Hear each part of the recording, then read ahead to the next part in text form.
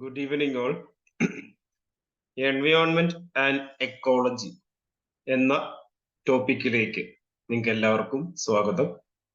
Environment and ecology എന്ന് പറഞ്ഞ ഒരു subject exam point of view വളരെ വളരെ ഇമ്പോർട്ടന്റ് ആയിട്ടുള്ള ഒരു ടോപ്പിക്കാണ്. അപ്പം ഇതുമായിട്ട് ബന്ധപ്പെട്ട് നമ്മൾ ആദ്യം തന്നെ നമുക്ക് KS-ന്റെ സിലബസിൽ എന്താണ് എൻവയോൺമെന്റ് ആൻഡ് എക്കോളജി പറയാനുള്ളത് അല്ലെങ്കിൽ നമുക്ക് പഠിക്കാനുള്ളത് എന്നുള്ളത് നമുക്കൊന്ന് മനസ്സിലാക്കാം. അതിനുശേഷം പ്രീവിയസ് ഇയർ ക്വസ്റ്റ്യൻസും പിന്നെ ടോപ്പിക്കുകളിലേക്ക് കടക്കാം. അപ്പൊ അതിന് ആദ്യം തന്നെ നമ്മൾ ഓരോ സബ്ജക്റ്റുമായിട്ട് ബന്ധപ്പെട്ട് KS-ഉമായിട്ട് ബന്ധപ്പെട്ട് നമുക്ക് എക്സാമിന്റെ ഏത് കോമ്പറ്റേറ്റീവ് പരീക്ഷയാണെങ്കിലും നമ്മൾ ആദ്യം തന്നെ ആ എക്സാമിനെ പറ്റി മനസ്സിലാക്കേണ്ടത് അതിന്റെ മുൻകാല വർഷ ചോദ്യങ്ങളും പ്രീവിയസ് ഇയർ ക്വസ്റ്റ്യനോടൊപ്പം തന്നെ സിലബസും കൂടെ അനലൈസ് ചെയ്യുമ്പോഴാണ്. അപ്പൊ അത്തരത്തിൽ എൻവയോൺമെന്റ് ആൻഡ് എക്കോളജി എന്ന് പറയുന്നത് KS-നെ സംബന്ധിച്ചിടത്തോളം പ്രിലിംസിനും മെയിൻസിനും പേപ്പർ 2-ലാണ് വരുന്നത്. പേപ്പർ 2-ൽ വരുന്ന ഒരു ടോപ്പിക്കാണ് എൻവയോൺമെന്റ് ആൻഡ് എക്കോളജി. അപ്പൊ ഇതില് സിലബസ് നമ്മൾ ആദ്യം നോക്കുമ്പോൾ സിലബസിൽ എന്തൊക്കെയാണ് നിങ്ങൾക്ക് കാണാൻ സാധിക്കുന്നത് എന്ന് പറഞ്ഞാൽ നമുക്കറിയാം എക്സാമിന് KS-നെ സംബന്ധിച്ചിടത്തോളം പ്രിലിംസിനും മെയിൻസിനും സെയിം സിലബസ് ആണ് അല്ലെ. അപ്പൊ ആ രീതിയിലുള്ള ഒരു അഡ്വാൻറ്റേജ് നമുക്ക് KS-ന്റെ എക്സാമിനുണ്ട്. അപ്പൊ ഇതിൽ തന്നെ പ്രിലിംസും മെയിൻസും പേപ്പർ 2 പ്രിലിംസിന് നമുക്ക് പേപ്പർ 1 പേപ്പർ 2 ഉണ്ട്. മെയിൻസിന് 3 പേപ്പറാണുള്ളത്. ഇതിൽ മെയിൻസിന്റെയും ഇന്റർവ്യൂവിന്റെയും സ്കോർ അനുസരിച്ചിട്ടാണ് നമ്മുടെ KS-ന്റെ റാങ്ക് നിശ്ചയിക്കപ്പെടുന്നത്. അപ്പൊ ഇത്തരത്തിൽ രണ്ട് സ്റ്റേജിൽ പ്രിലിംസിനും മെയിൻസിനും പേപ്പർ 2-ലാണ് നമുക്ക് ഏത് വരുന്നത് എൻവയോൺമെന്റ് ആൻഡ് എക്കോളജി എന്ന് പറയുന്ന ഒരു സബ്ജക്ട് വരുന്നത്. അപ്പൊ ഇതില് സയൻസ് ആൻഡ് ടെക്നോളജിയുടെ ഭാഗമായിട്ടാണ് എൻവയോൺമെന്റ് സയൻസ് സിലബസിൽ PSC നൽകിയിരിക്കുന്നത്. ഇതിൽ നമുക്ക് പഠിക്കാനായിട്ടുള്ളത് issues and concerns related to environment and its legal aspects, policies and treaties for the protection of environment at the national and international level, environment protection for sustainable development, biodiversity, its importance and concerns, climate change, international initiatives, policies, protocols and India's commitment, Western Ghats, features, characteristics and issues, forest and വൈൽഡ് ലൈഫുമായിട്ട് ബന്ധപ്പെട്ട് legal framework for forest and wildlife conservation in India, എൻവയോൺമെന്റൽ hazards, pollution, carbon emission and global warming, national action plan on climate change and disaster management, developments in biotechnology, green technology and nanotechnology. അപ്പൊ ഇത്രയും ടോപ്പിക്കാണ് environment and ecology എന്ന് നമുക്ക് പറയാവുന്ന ഒരു സബ്ജക്റ്റിലേക്ക് Kerala PSC നൽകിയിരിക്കുന്നത്. നിങ്ങൾ ഒരു പക്ഷേ PSC-ക്കും PSC-യുടെ മറ്റ് തരത്തിലുള്ള എക്സാമുകൾ എഴുതിയ ഒരു ഉദ്യോഗാർത്ഥിയാണ് എന്നുണ്ടെങ്കിൽ ഇതേ സിലബസ് നിങ്ങൾക്ക് കോമൺ പ്രിലിംസിന്റെ ഡിഗ്രി ലെവൽ കോമൺ പ്രിലിംസിന്റെ അകത്ത് കാണാൻ സാധിക്കും. KS-ന്റെ എൻവയോൺമെന്റിന്റെ സെയിം സിലബസ് തന്നെയാണ് ഡിഗ്രി ലെവലിലേക്ക് സയൻസ് ആൻഡ് ടെക്നോളജിയിൽ PSC ഉൾപ്പെടുത്തിയിരിക്കുന്നത്. അപ്പൊ ഇതിന്റെ അകത്ത് ബേസിക്കലി നിങ്ങൾക്ക് ഈ ഒരു സിലബസ് കണ്ടപ്പോൾ മനസ്സിലായി കാണും അല്ലെ, പരിസ്ഥിതിയുമായിട്ട് ബന്ധപ്പെട്ട കാര്യങ്ങളാണ് നമുക്ക് കൂടുതലായിട്ടും ഈ ഒരു ടോപ്പിക്കിൽ പഠിക്കാനുള്ളത്. അതായത് എൻവയോൺമെന്റ്, പരിസ്ഥിതി നേരിടുന്ന പ്രശ്നങ്ങൾ എന്തൊക്കെയാണ്, അതിന്റെ ഡിഫറെന്റ് തലങ്ങൾ, പൊല്യൂഷനുമായിട്ട് ബന്ധപ്പെട്ട് അല്ലെങ്കിൽ നമുക്ക് ഓസോൺ ലെയർ ഡിപ്ലീഷനുമായിട്ട് ബന്ധപ്പെട്ട്, ഗ്ലോബൽ വാർമിംഗുമായിട്ട് ബന്ധപ്പെട്ട്, ബയോഡൈവേഴ്സിറ്റി ലോസുമായിട്ട് ബന്ധപ്പെട്ട്, ഇത്തരത്തിൽ പല പല പ്രശ്നങ്ങൾ. ഇനി ഇതിനെയൊക്കെ എങ്ങനെ നമുക്ക് നേരിടാൻ സാധിക്കും, എഫക്റ്റീവായിട്ട് നമുക്ക് മിറ്റിഗേറ്റ് ചെയ്യാം, അതിന് വേണ്ടിയിട്ടുള്ള എൻവയോൺമെന്റൽ ലോസ് ഉണ്ട്, നമ്മുടെ നിയമങ്ങൾ അല്ലെ. ഇന്ത്യയിൽ എന്തൊക്കെയാണ് നിയമം നിങ്ങൾക്കറിയാം. ലെജിസ്ലേറ്റീവ് ബോഡി എന്ന് പറയുന്നത് പാർലമെന്റ് ആണ്. ഇപ്പൊ പാർലമെന്റ് നിയമം ഇത്തരത്തിൽ എന്തൊക്കെ കാര്യങ്ങൾക്ക് വേണ്ടിയിട്ട് കൺസർവ് ചെയ്യാനായിട്ട് നിയമങ്ങൾ കൊണ്ടുവരുന്നത്, നിയമങ്ങളിലൂടെ അത് വരുമ്പം എല്ലാവരും അത് ഫോളോ ചെയ്യാൻ ബാധ്യസ്ഥരാണ്. പിന്നെ നമുക്ക് വരുന്നത് എൻവയോൺമെന്റൽ കൺവെൻഷൻസ് ആണ്. ഒരുപാട് കൺവെൻഷൻസ് ഇത്തരത്തിൽ പല പല കാര്യങ്ങൾക്കായിട്ട്, സോളിഡ് വേസ്റ്റ് തടയാൻ വേണ്ടിയിട്ട്, വൈൽഡ് ലൈഫ് കൺസർവേഷന് വേണ്ടിയിട്ട്, ഗ്ലോബൽ വാർമിംഗ് തടയാൻ വേണ്ടിയിട്ട്, ഇത്തരം ഓരോ കാര്യത്തിനായിട്ടും ഇന്റർനാഷണൽ ലെവലിൽ പല പല കൺവെൻഷൻസ് ഉണ്ട്. ഇപ്പൊ ഈ അടുത്തിടയ്ക്കാണെങ്കിലും ഇനി ഇപ്പൊ ഈ മാസം അവസാനം UNFCCC ക്ലൈമറ്റ് ചേഞ്ചുമായിട്ട് ബന്ധപ്പെട്ട കൺവെൻഷൻ വരാൻ പോകുന്നു. അപ്പൊ ഇത്തരത്തിൽ പല പല കൺവെൻഷൻസ് ഉണ്ട്. അതിനെപ്പറ്റി നമുക്ക് എക്സാം പോയിന്റ് ഓഫ് വ്യൂ മനസ്സിലാക്കേണ്ടതുണ്ട്. പിന്നെ നമുക്ക് എൻവയോൺമെന്റ് ആൻഡ് എക്കോളജി ഈ ഒരു ടോപ്പിക്കിൽ പഠിക്കാനുള്ളതെന്ന് വെച്ചാൽ മാപ്പ് ബേസ്ഡ് ആയിട്ടുള്ള ചോദ്യങ്ങളും വരാം. പ്രൊട്ടക്റ്റഡ് ഏരിയ, അതായത് national park, wild life sanctuary, tiger reserves, biodiversity hotspot, biosphere reserves എന്തൊക്കെയാണ്, ഇത്തരത്തിൽ നിരവധി പ്രൊട്ടക്റ്റഡ് ഏരിയാസിനെ പറ്റി നിങ്ങൾ കേട്ടിട്ടുണ്ടാവും. അപ്പൊ ഇത് ഏതൊക്കെയാണ് ഇമ്പോർട്ടന്റ് ആയിട്ട് ന്യൂസിൽ വരുന്ന പ്രൊട്ടക്റ്റഡ് ഏരിയാസ്, മാപ്പ് ബേസ്ഡ് ആയിട്ട് വേണമെങ്കിൽ നമുക്ക് ചോദ്യം വരാം. ഇപ്പൊ എൻവയോൺമെന്റ് ആൻഡ് എക്കോളജി എന്ന് പറയുന്ന ഒരു ടോപ്പിക് സ്റ്റാൻഡ് അലോൺ ആയിട്ടുള്ള ഒരു ടോപ്പിക് അല്ല, മറ്റു പല സബ്ജക്റ്റുകളായിട്ടും ഓവർലാപ്പിംഗ് കാര്യങ്ങൾ വരും. ഓക്കെ, ഉദാഹരണം വെജിറ്റേഷനും ഒക്കെ ആയിട്ട് ബന്ധപ്പെട്ട കാര്യങ്ങൾ ജോഗ്രഫിയിൽ നിങ്ങൾ പഠിക്കും, എൻവയോൺമെന്റ് ആൻഡ് എക്കോളജിയിലും പഠിക്കും. കുറച്ച് കാര്യങ്ങൾ ബേസിക് സയൻസ് അല്ലെങ്കിൽ നമ്മുടെ സയൻസ് ആൻഡ് ടെക്നോളജി എന്ന് പറയുന്ന ഒരു ടോപ്പിക്ക് നമുക്ക് KS-ന്റെ സിലബസിലുണ്ട്. അപ്പം എൻവയോൺമെന്റിലെ കുറച്ച് കാര്യങ്ങൾ ബയോടെക്നോളജിയായിട്ട് ബന്ധപ്പെട്ട കാര്യങ്ങൾ ഇവിടെ തന്നെ ഞാൻ ഈ ഒരു ഗ്രീൻ കളറിൽ കൊടുത്തിരിക്കുന്നത് ഇത്തരത്തിൽ biotechnology, green technology, nano technology. ശരിക്കും നമുക്കിത് സയൻസ് ആൻഡ് ടെക്നോളജി എന്ന് പറയുന്ന ഒരു ടോപ്പിക്കിന്റെ അകത്ത് ഉൾപ്പെടുത്താൻ പറ്റുന്നതാണ്. ഓക്കെ, എന്നാൽ ഇത്തരത്തിൽ എമർജിംഗ് ആയിട്ടുള്ള ടെക്നോളജി എങ്ങനെയൊക്കെ എൻവയോൺമെന്റൽ കൺസർവേഷന് വേണ്ടി ഉപയോഗിക്കാം. ഉദാഹരണം കോറൽ റീഫിന്റെ പ്രൊട്ടക്ഷന് വേണ്ടിയിട്ട് ബയോ റോക്ക് ടെക്നോളജി എന്ന് പറഞ്ഞ പുതിയൊരു ടെക്നോളജി വന്നിരുന്നു. അത് ചോദ്യമായിട്ട് UPSC-ക്ക് പോലും ചോദ്യമായിട്ട് വന്നിട്ടുണ്ട്. ഓക്കെ, അപ്പൊ അത്തരത്തിൽ എമർജിംഗ് ആയിട്ടുള്ള എൻവയോൺമെന്റൽ ഫീൽഡിലുള്ള ടെക്നോളജീസിനെയും കൂടെ പറ്റി നമ്മൾ കറണ്ട് അഫയേഴ്സ് റിലേറ്റഡ് ആയിട്ട് പഠിക്കണം. അത് നമുക്ക് എക്സാമിന് ചോദ്യം വരാൻ സാധ്യത കൂടുതലാണ്. ഇനി UPSC-യുടെയും അല്ലെങ്കിൽ നമ്മൾ ക്ലാസ് എടുക്കുന്നുണ്ടാവുക നിങ്ങൾക്ക് യൂണിയൻ പബ്ലിക് സർവീസ് കമ്മീഷൻ നടത്തുന്ന സിവിൽ സർവീസ് പരീക്ഷയ്ക്കും KS-നും ഈവൻ PSC-യുടെ ഡിഗ്രി ലെവൽ പരീക്ഷയ്ക്കും ഈ 3 പരീക്ഷകൾക്കും ഒരേപോലെ തന്നെ നിങ്ങൾക്ക് പഠിക്കാൻ പറ്റുന്ന രീതിയിലാണ് ഈ ടോപ്പിക്കുകൾ ഞാൻ ഡിവൈഡ് ചെയ്തിട്ടുള്ളത്. ഓക്കെ, അപ്പൊ ഇതിന്റെ അകത്ത് ഇതുമായിട്ട് ബന്ധപ്പെട്ട് ഈ ഒരു സബ്ജക്റ്റുമായിട്ട് ബന്ധപ്പെട്ട് ബേസിക് അല്ലെങ്കിൽ സ്റ്റാറ്റിക് ആയിട്ട് ഞാൻ നേരത്തെ പറഞ്ഞ പോലെ തന്നെ എൻവയോൺമെന്റൽ ലെജിസ്ലേഷൻസും കൺസർവേഷന് വേണ്ടിയിട്ടുള്ള കാര്യങ്ങളും പിന്നെ അത് കൂടാതെ മാപ്പ് ബേസ്ഡ് ആയിട്ടുള്ള കാര്യങ്ങളും പഠിക്കണം. കറണ്ട് അഫയേഴ്സ് റിലേറ്റഡ് ആയിട്ട് ആണ് നമുക്ക് ഈ ഒരു സബ്ജക്റ്റുമായിട്ട് ബന്ധപ്പെട്ട് ചോദ്യങ്ങൾ വരാൻ ചാൻസ് കൂടുതൽ. അപ്പൊ അതാണെങ്കിൽ പോലും നമുക്ക് പ്രിലിംസിനാണെങ്കിലും ഓപ്ഷൻ എലിമിനേറ്റ് ചെയ്ത് ഉത്തരത്തിലേക്ക് എത്തണമെന്നുണ്ടെങ്കിൽ ഇത്തരത്തിലൊരു ബേസിക് ഐഡിയ വേണം എൻവയോൺമെന്റുമായിട്ട് ബന്ധപ്പെട്ട കാര്യങ്ങളിൽ. അപ്പൊ അതുകൊണ്ടാണ് നമ്മൾ തിയറി പോർഷൻസ് ഡിസ്കസ് ചെയ്യുന്നത്. അതിനോടൊപ്പം തന്നെ കറണ്ട് അഫയേഴ്സിൽ വരുന്നതിനെ നമ്മൾ എന്ത് ചെയ്യണം, ആഡ് ഓൺ ചെയ്ത് പഠിക്കണം. ഓക്കെ, ഇനി മറ്റൊരു കാര്യം ഞാൻ ഇവിടെ ഗ്രീൻ ആയിട്ട് ഹൈലൈറ്റ് ചെയ്തിട്ടിരിക്കുന്ന വെസ്റ്റേൺ ഗട്ട്സ്, അതിന്റെ ഫീച്ചേഴ്സും ക്യാരക്ടറിസ്റ്റിക്സും വെസ്റ്റേൺ ഗട്ട്സ് നേരിടുന്ന പ്രശ്നങ്ങൾ. ഓക്കെ, അപ്പൊ വെസ്റ്റേൺ ഗട്ട്സുമായിട്ട് ബന്ധപ്പെട്ട് കാര്യം KS ആണ്, കേരള അഡ്മിനിസ്ട്രേറ്റീവ് സർവീസിന്റെ പരീക്ഷയാണ്, കേരള PSC നടത്തുന്ന പരീക്ഷയാണ്. അപ്പൊ എക്സ്ക്ലൂസീവ്ലി കേരളം ഉൾപ്പെടുന്ന പാരിസ്ഥിതിക മേഖല എന്ന് പറയുന്നത് ഏതാണ്? വെസ്റ്റേൺ ഗട്ട്സ് ആണ്. അപ്പൊ ഈ എക്സ്ക്ലൂസീവ് ആയിട്ട് വെസ്റ്റേൺ ഗട്ട്സ് നേരിടുന്ന പ്രശ്നങ്ങൾ എന്താണ്? ഇപ്പൊ നമ്മൾ UPSC-ക്കൊക്കെ പഠിക്കുന്ന സമയത്ത് നമ്മൾ ഈ പരിസ്ഥിതി ലോല പ്രദേശമാണ് എന്നുള്ള രീതിയിൽ നമ്മൾ എക്കോ സെൻസിറ്റീവ് ആയിട്ടുള്ള ഒരു സ്ഥലമാണ് എന്നുള്ള രീതിയിലൊക്കെ നമ്മൾ വെസ്റ്റേൺ ഗട്ട്സിനെ പറ്റി പഠിക്കും, അല്ലെങ്കിൽ ബയോഡൈവേഴ്സിറ്റി ഹോട്ട്സ്പോട്ട് ആണ് എന്നുള്ളതൊക്കെ പഠിക്കുമെങ്കിലും KS-ന്റെ സിലബസിൽ എക്സ്ക്ലൂസീവ്ലി നൽകിയിട്ടുണ്ട് വെസ്റ്റേൺ ഗട്ട്സിന്റെ പ്രത്യേകതയെ പറ്റിയും ക്യാരക്ടറിസ്റ്റിക്സിനെ പറ്റിയും വെസ്റ്റേൺ ഗട്ട്സിന്റെ ഇഷ്യൂസിനെ പറ്റി നമ്മൾ പഠിക്കേണ്ടതിന്റെ ആവശ്യകതയെ പറ്റി. ഓക്കെ, അപ്പൊ അത് നമ്മൾ ആ ഒരു തരത്തിൽ കുറച്ചും കൂടെ ഫോക്കസ് കൊടുത്ത് മനസ്സിലാക്കണം. ഓക്കെ, അപ്പൊ ഇത്രയും കാര്യങ്ങളാണ് KS-ന്റെ സിലബസിൽ പരാമർശിക്കുന്നത്. Okay, sustainable development, biodiversity, climate ചേഞ്ചുമായിട്ട് ബന്ധപ്പെട്ട കാര്യങ്ങൾ, ഗ്ലോബൽ വാർമിംഗ്, ഇത്രയും കാര്യങ്ങൾ ഇതെല്ലാം നമ്മൾ ഈ ഒരു കംപ്ലീറ്റ് ആയിട്ടുള്ള പോർഷനെ നമുക്ക് എൻവയോൺമെന്റൽ ലെജിസ്ലേഷൻസ് വെച്ചിട്ടായിരിക്കാം സ്റ്റാർട്ട് ചെയ്യുന്നത് ഞാൻ. ഓക്കെ, എൻവയോൺമെന്റ് ലെജിസ്ലേഷൻസിന്റെ അകത്ത് അതായത് ഇന്ത്യയിലുള്ള നിയമങ്ങൾ, ഇത്തരത്തിൽ ഓരോ കാര്യങ്ങൾ വരുമ്പോൾ അത് പ്രൊട്ടക്ട് ചെയ്യാനായിട്ടുള്ള ഗവൺമെന്റിന്റെ ഭാഗത്തു നിന്ന് വന്നിട്ടുള്ള നിയമങ്ങൾ, wild life protection act, forest rights act, forest conservation act, biodiversity act, ഇങ്ങനെ ഒരുപാട് ലെജിസ്ലേഷൻസ് ഉണ്ട്. നമ്മൾ ആദ്യം ഈ ലെജിസ്ലേഷൻസ് പഠിക്കുക. അപ്പം നമുക്ക് ഓരോ കാര്യങ്ങളും ഇതിന്റെ അകത്ത് പഠിക്കുന്നതാണെങ്കിൽ പോലും അങ്ങോട്ടും ഇങ്ങോട്ടും കണക്ഷൻ ഉണ്ട്. അത് നിങ്ങൾക്ക് ഇനി അങ്ങോട്ട് പഠിക്കുമ്പോൾ ക്ലിയർ ആവും. ഓക്കെ, അപ്പൊ ആ രീതിയിൽ എൻവയോൺമെന്റൽ ലെജിസ്ലേഷൻസും പിന്നെ എൻവയോൺമെന്റൽ കൺവെൻഷൻസും ആണ് ബേസിക് ആയിട്ട് നമുക്ക് ഈ ഒരു ടോപ്പിക്കുമായിട്ട് ബന്ധപ്പെട്ട് മനസ്സിലാക്കാനുള്ളത്. അതിലേക്ക് കടക്കുന്നതിന് മുമ്പ് ഒരു ബേസിക് തലത്തിൽ നമ്മൾ കുറച്ച് കാര്യങ്ങൾ എക്കോളജിയുമായിട്ട് ബന്ധപ്പെട്ടും അറിഞ്ഞിരിക്കണം. അതായത് ബേസിക്കലി നമ്മൾ സ്കൂളിലൊക്കെ സയൻസ് തലത്തിൽ പഠിച്ചത് ഓക്കെ, ബേസിക് ആയിട്ട് ഡിഫറെന്റ് ഓർഗാനിസംസുമായിട്ട് ബന്ധപ്പെട്ട് ആ ഓർഗാനിസംസ് എങ്ങനെ സർവൈവ് ചെയ്യുന്നു അതുമായിട്ട് ബന്ധപ്പെട്ട ബേസിക് കാര്യങ്ങളും കൂടെ നമ്മൾ എക്സാം പോയിന്റ് ഓഫ് വ്യൂ ഒന്ന് അറിഞ്ഞിരിക്കേണ്ടത് വളരെ ഇമ്പോർട്ടന്റ് ആണ്. ഓക്കെ, ഇനി ഈ സിലബസിനനുസരിച്ച് നമുക്ക് റെഫർ ചെയ്യാൻ പറ്റുന്ന പുസ്തകങ്ങൾ ഏതൊക്കെയെന്ന് ചോദിച്ചു കഴിഞ്ഞാൽ ബേസിക് ആയിട്ട് നമുക്ക് പറയാവുന്നത് NCERT ആണ്. ഓക്കെ, 12th ക്ലാസ്സിലെ ബയോളജി NCERT നിങ്ങൾക്ക് PDF ആണെങ്കിൽ ഡൗൺലോഡ് ചെയ്യാം.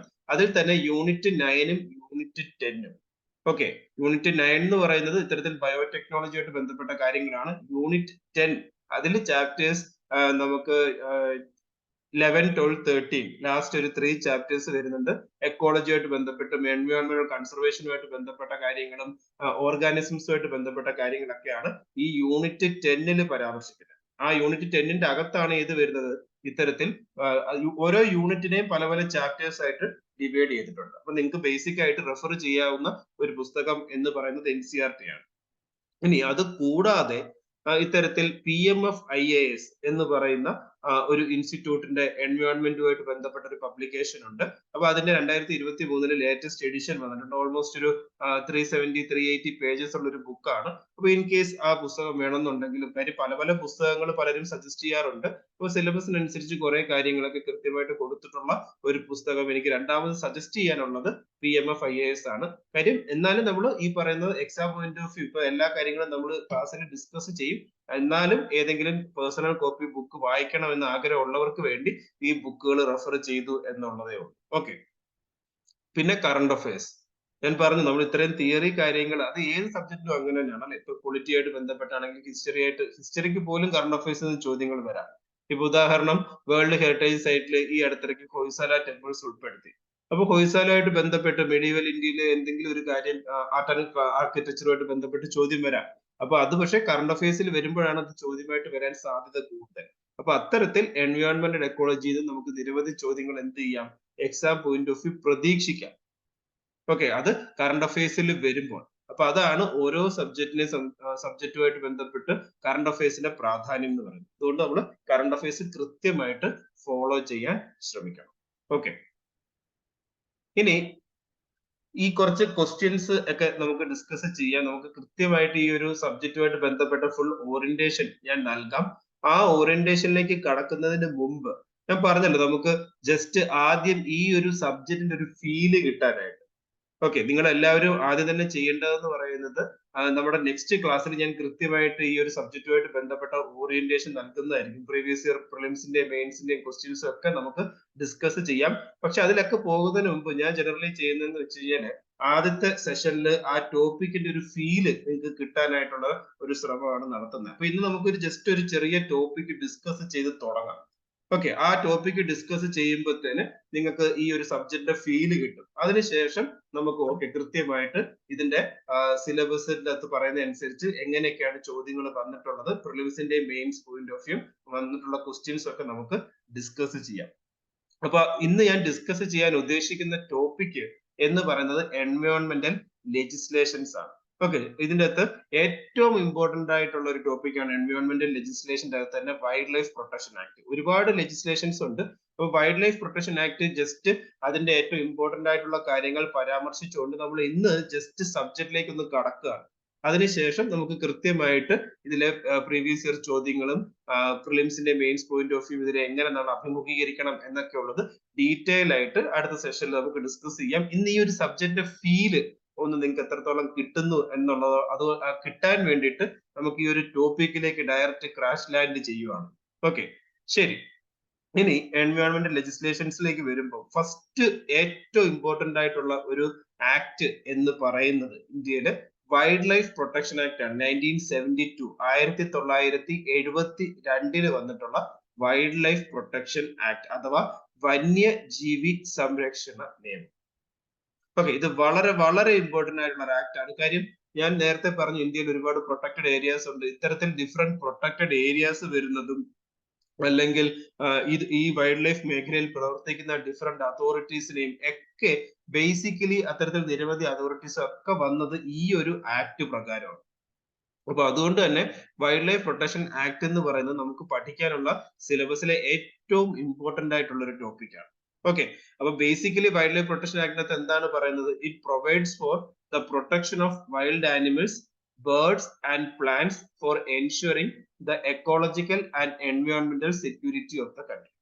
അപ്പൊ നമ്മുടെ രാജ്യത്തിന്റെ എക്കോളജിക്കൽ എൻവയോൺമെന്റലായ സെക്യൂരിറ്റിയും നമ്മുടെ വളരെ ഏറ്റവും ഇമ്പോർട്ടന്റ് ആയിട്ടുള്ള ബയോഡൈവേഴ്സിറ്റിയുടെ ഭാഗമായിട്ട് വൈൽഡ് ആനിമൽസിനെയും ബേർഡ്സിനെയും പ്ലാന്റ്സിനെയും എങ്ങനെ പ്രൊട്ടക്ട് ചെയ്യണം, അതിനുള്ള ഒരു ഫണ്ടമെന്റൽ എന്താണ് ലീഗൽ മെഷർ ആണ് വൈൽഡ് ലൈഫ് പ്രൊട്ടക്ഷൻ ആക്ട്. നമുക്കറിയാം എങ്ങനെയാണ് ഇന്ത്യയിൽ നിയമം ഉണ്ടാകുന്നത്.